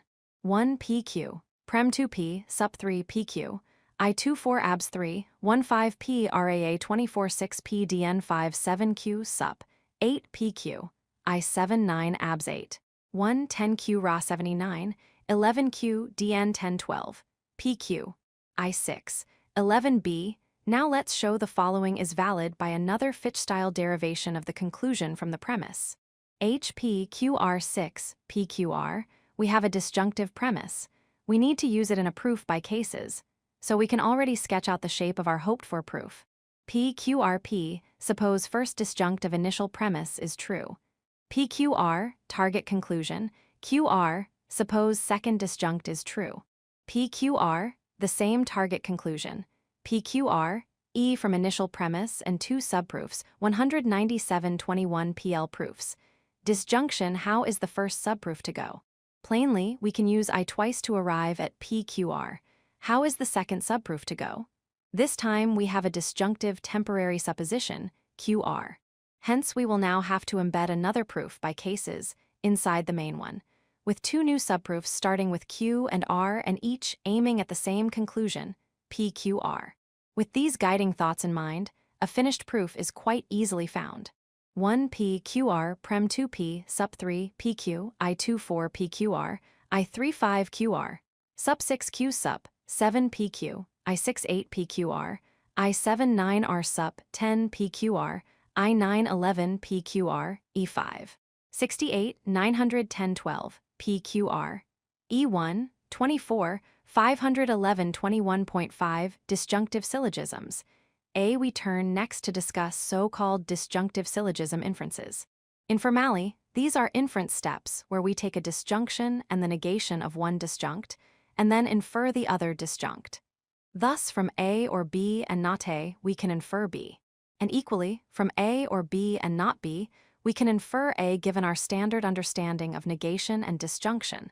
Such inferences are certainly valid. See argument B in 1.3. So consider a formal instance such as I, PQ. P6Q, how can we derive the conclusion from the premises by a PL proof, using just our current rules of inference? We will need a proof by cases, shaped like this: PQ, prem P sup. QQ sup. QQ E198 disjunctive syllogisms filling in the second subproof takes no work at all, it is just an iteration step. But what about the first subproof? In that subproof, the initial premise P and the temporary supposition P are both available. So we can now appeal to some explosive argument to get us to Q. There are various options. We could, for example, borrow the long way round proof H from the last chapter. But having the fast-track explosive rule, EFQ, to hand enables us to give the following much snappier proof. 1 PQ, prem 2P prem 3P sup 4 abs 3, 2 5Q EFQ 4 6Q, sup 7Q iter, 8Q E1, 35, 67, B. What we have just given is the kind of derivation for a disjunctive syllogism that you standardly meet in Fitch-style proof systems. But on reflection, isn't it really a little peculiar? Return to informal argumentation for a moment. Assume you believe that A or B holds. Then suppose you realize that the first disjunct is inconsistent with something else you already accept, X. In this case, don't you now simply rule out the first option A and immediately conclude that B without any further fuss? You don't ordinarily think that you have to pause to show, by some explosive inference, that A plus X together entail B. If we want to stay closer to ordinary ways of reasoning, making a minimal change, then we should liberalize our E rule by adding a further clause. Given a subproof from one of the disjuncts as temporary supposition to the WFF, and also a subproof from the other disjunct to absurdity, we can infer. And then our proof for I could be completed by appeal to this additional clause, without any unnatural play with explosion. 1 PQ. Prem 2P prem 3P sup 4 abs 3, 2 5Q sup 6Q iter 6 7Q, liberalized E1, 34, 56, but is it worth liberalizing our E rule like this? You might say that being able to shorten a proof by just one line is neither here nor there. On the other hand, it could be argued that our liberalized rule is really the natural version 199.21 PL proofs, disjunction that we should have adopted from the start.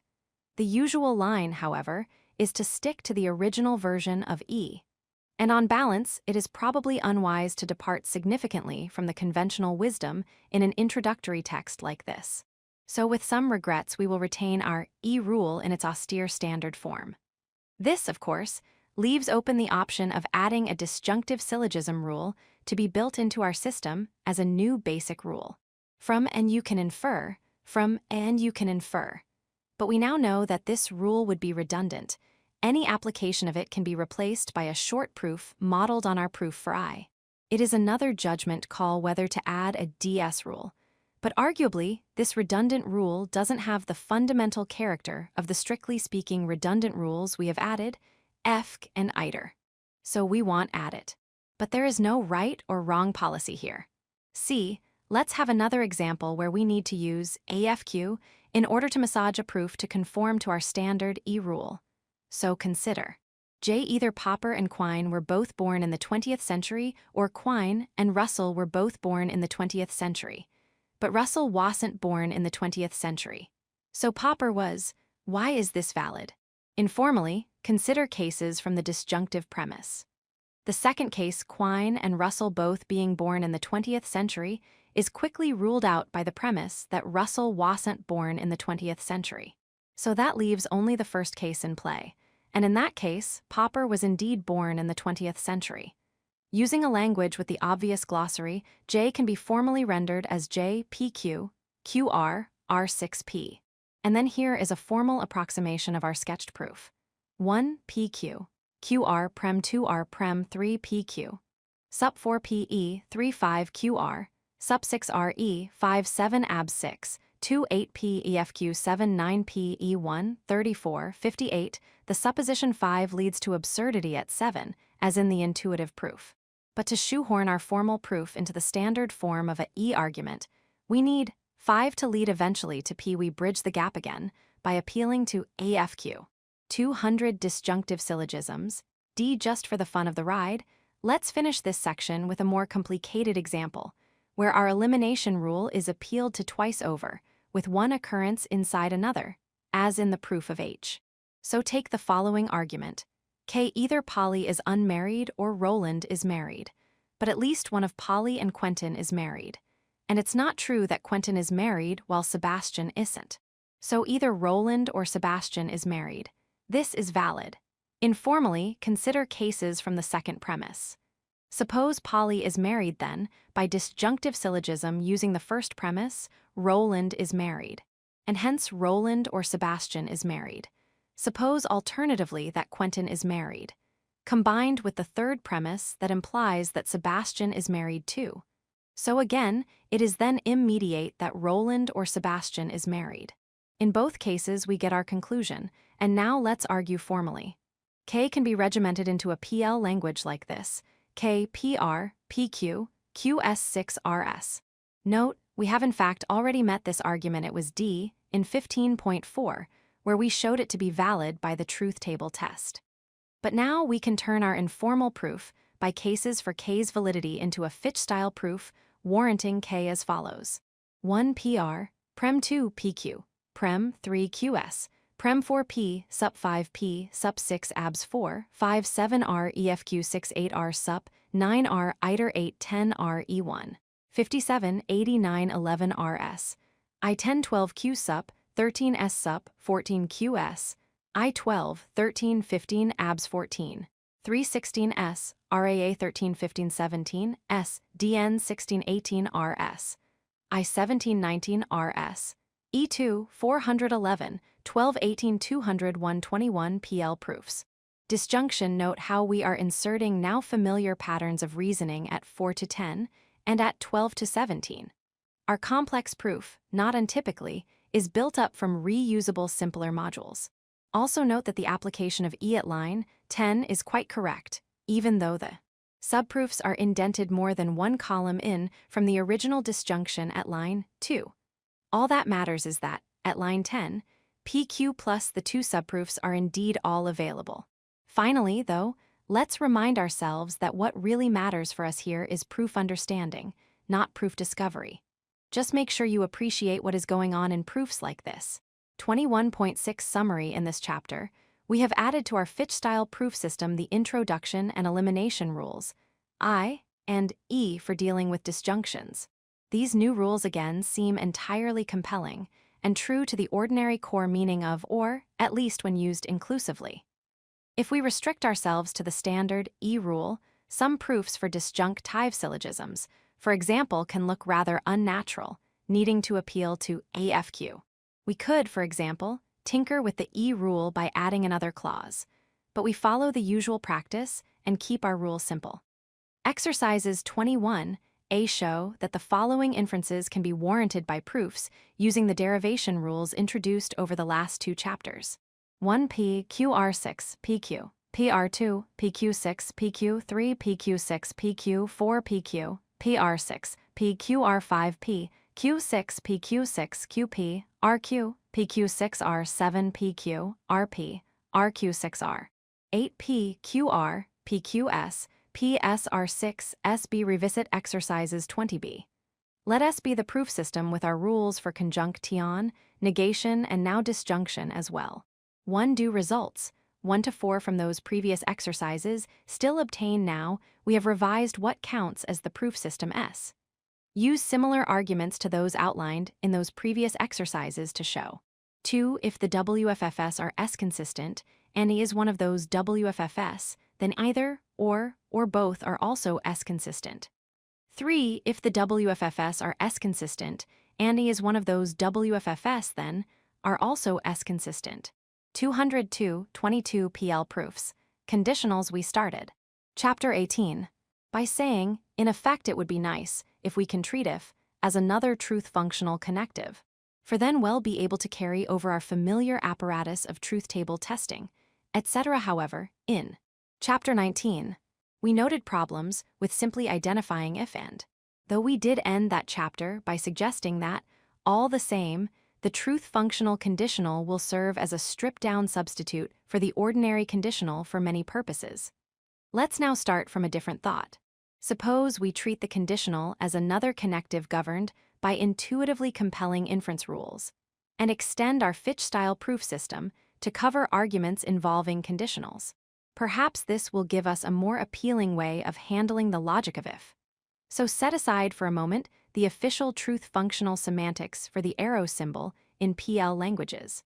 Keep the same syntax, but regard the arrow as standing in for a conditional governed by the two natural-seeming rules of inference we are about to introduce. Where does this take us? 22.1 Rules for the conditional A, as we saw in Chapter 18. The fundamental principle for arguing from a conditional is MP, modus ponens. So here is one inference rule well want. Modus ponens given and we can derive. What about arguing to a conditional proposition? Well, here is Jo considering a particular given triangle. She wants to prove the conditional if is isosceles, then S base angles are equal. What does Jo do? She supposes for the sake of argument that is isosceles let be isosceles. Then, on the basis of that supposition, she establishes that S base angles are equal, and she takes it that doing this warrants the desired conditional assertion. The second-level inferential principle that Jo is relying on is this. Suppose that given some background assumptions, we can argue from the additional temporary supposition A to the conclusion C. Then given the same background we can infer if a then C in fact. We often hardly notice the difference between I making a supposition A and drawing a conclusion C, and Roman 2 asserting a conditional if a then C. 203.22 PL proofs. Conditionals so now for a formal version of this inferential principle. Conditional proof given a finished subproof, starting with the temporary supposition and ending, we can derive. Immediately putting these two rules into diagrammatic form, we have rules for the conditional MP, CP. We can think of CP as our introduction rule. What then is the matching elimination rule that extracts from a conditional WFF? Just what the introduction rule requires us to put in CP, grounds, and a proof from 2. So the corresponding elimination rule should say that, given, then if we do have we should be able to conclude, which is exactly what MP says. B. The various intuitively valid arguments involving conditionals that we met in 18.4 can now be warranted by proofs using our new conditional rules, plus our existing rules for conjunction, disjunction, and negation. Start with the modus tollens argument, a PQ. Q6P, the proof strategy should be obvious we want to prove the negation of something, and so we appeal to RA as in 1 PQ, Prem 2Q, Prem 3P, Sup 4Q MP3, 15 abs 4, 26P RA 35. Here we annotate the application of MP in the predictable way. And note that the proof strategy here generalizes. Whenever we have and, we can of course use a proof of the same shape to derive. It would therefore be redundant to add a separate modus tollens rule to our repertoire of rules for the conditional. Next, we noted that the informal counterpart of the argument B, PQ, QR6, PR is intuitively correct for simple conditionals. And here is how to derive the conclusion from the premises using our conditional rules. The proof strategy is the 204 rules for the conditional default one when the target conclusion is a conditional. We temporarily assume the antecedent for the sake of argument and then aim for the consequent, so we can use the introduction rule CP 1 PQ, Prem 2 QR, Prem 3P, Sup 4Q MP3, 15 RMP4, 26 PR. CP 35, the way we annotate the application of the conditional proof rule, CP, by giving the extent of the relevant subproof is also just as you would predict.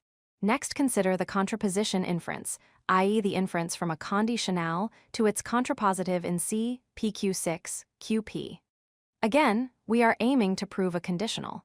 So again, the strategy is to temporarily suppose the antecedent Q is true and aim to derive to consequent P with a view to using CP.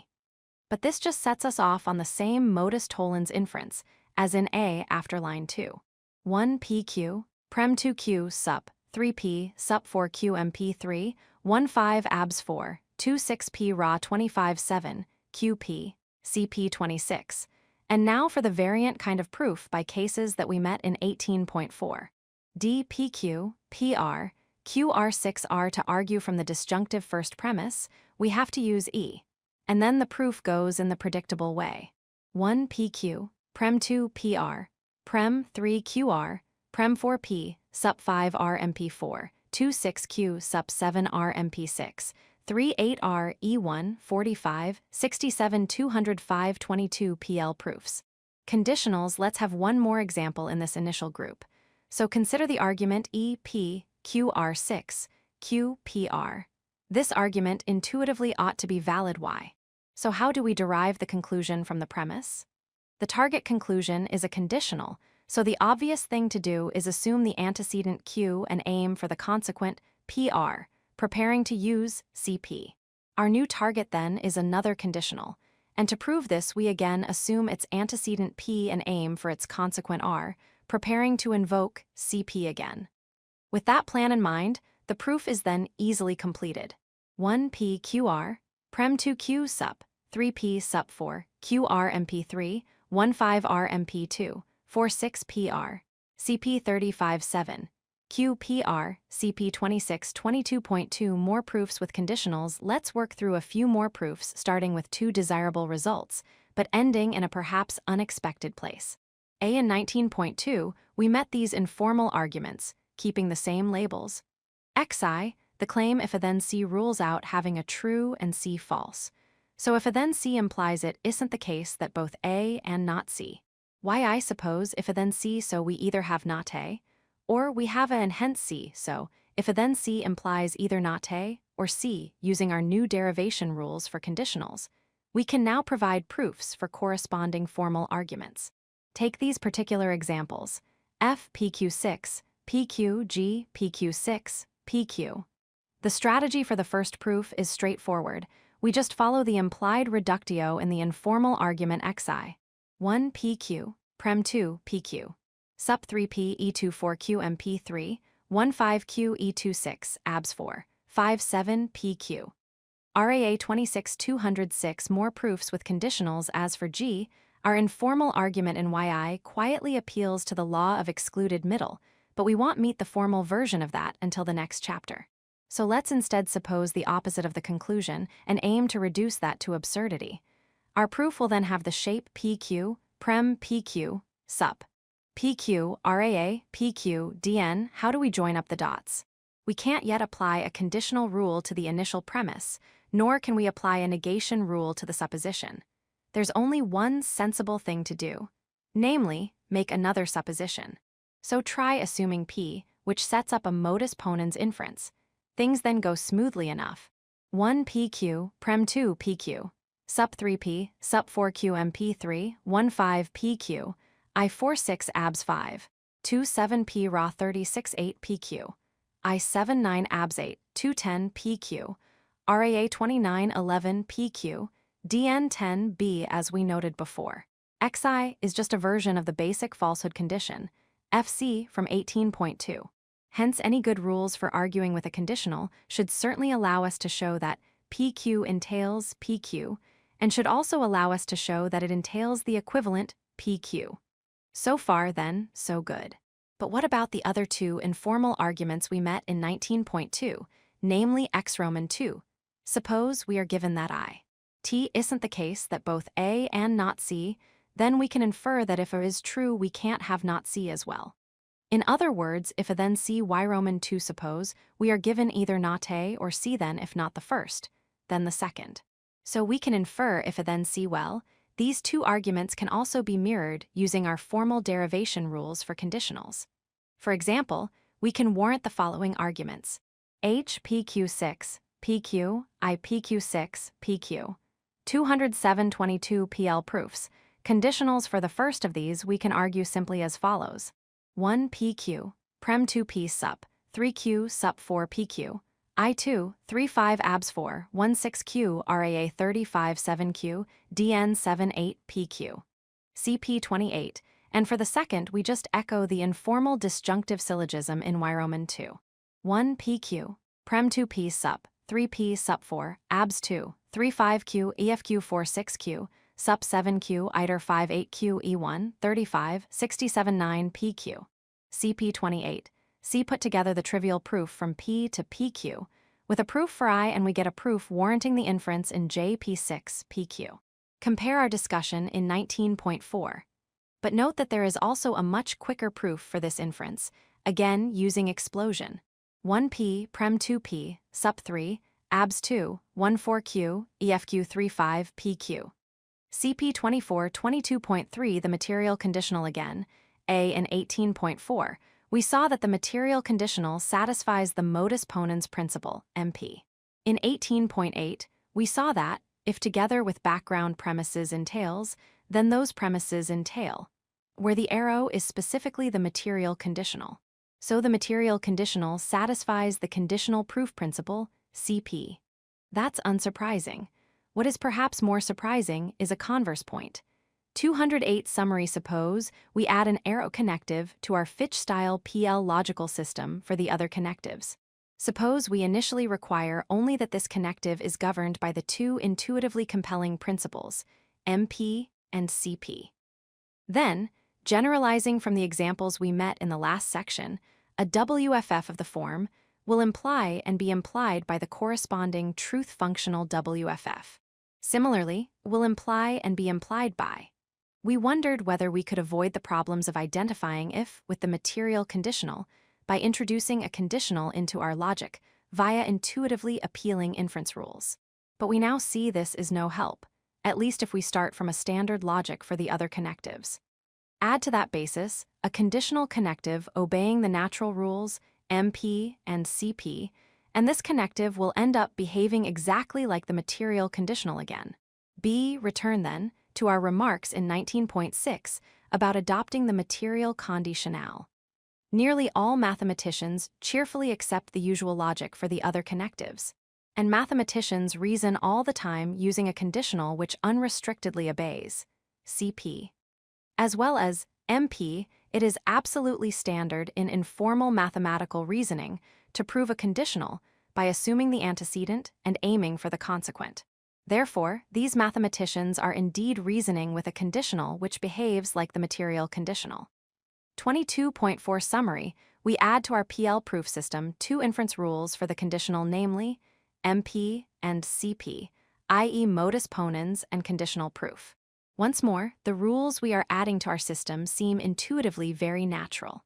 However, these intuitive rules make a WFF of the form interderivable with the corresponding WFFS, and, in other words, when added to our core PL system, our rules make a conditional behave like the material conditional.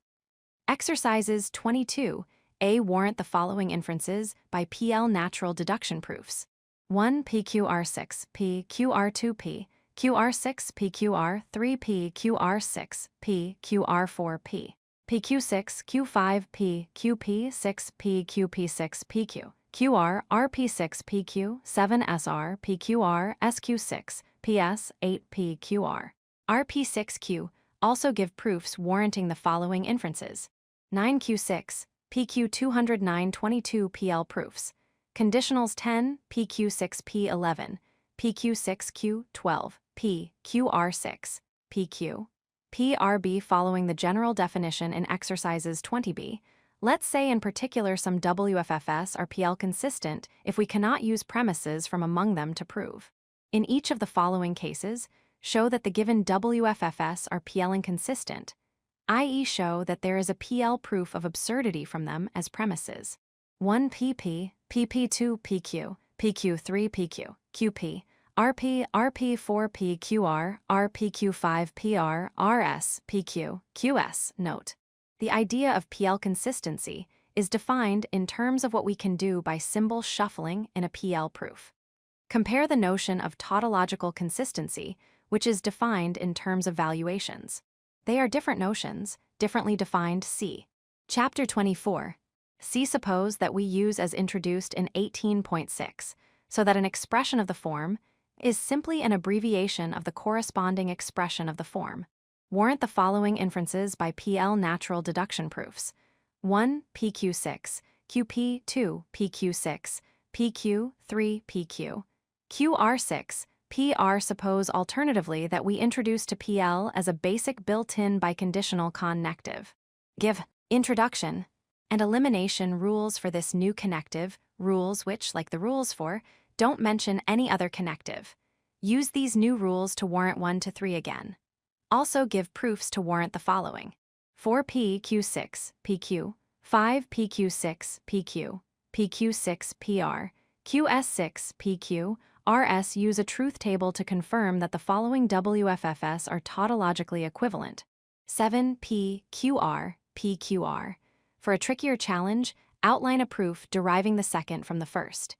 D. First, show 1. There is a proof of A from the premises if and only if there is a proof of from. 2. There is a proof of A from the premises if and only if there is a proof of from. And now show the following. 3. The results of exercises 20b and 21b still obtain when S is the whole PL proof system. 4. If are PL consistent and A is one of those WFFS, then either, or both are also PL consistent. 5. If are PL consistent and A is one of those WFFS, then are also PL consistent. 210-23 PL proofs. Theorems. A proof in our Fitch-style system has to start from something, but it doesn't have to start from a permanent premise. A mere temporary supposition is good enough. This short chapter illustrates this simple but important new idea. 23.1 Theorems. A. Consider the following proof. We start with no premises, but make a supposition for the sake of argument, and then continue to get proof A. 1-2 PP. Sup 3P, E2 4P, E2 5, ABS 4, 5 6 PP, RAA 25. Let's adopt a standard bit of terminology. A WFF, which is provable in our Fitch-style proof system from no premises, is said to be a theorem of the system. Then, we have just shown that one formal instance of Aristotle's law of non-contradiction is a theorem. And the proof strategy can be generalized. Any WFF of the form A is a theorem. Put for P throughout the proof, and we will get a derivation of the corresponding from no premises. Is this some dubious sleight of hand, as we apparently pull truths out of an empty logical hat? No. In fact, on reflection, our result is exactly what we would hope for. We can intuitively establish that any instance of Aristotle's law is true just by reflecting on how the connectives appear in it. So the rules governing the connectives ought to be enough by themselves to generate instances of the law. B. We can also show that an instance of the law of excluded middle like PP is a theorem. How will the proof go? We can't get the disjunctive conclusion using I, as we plainly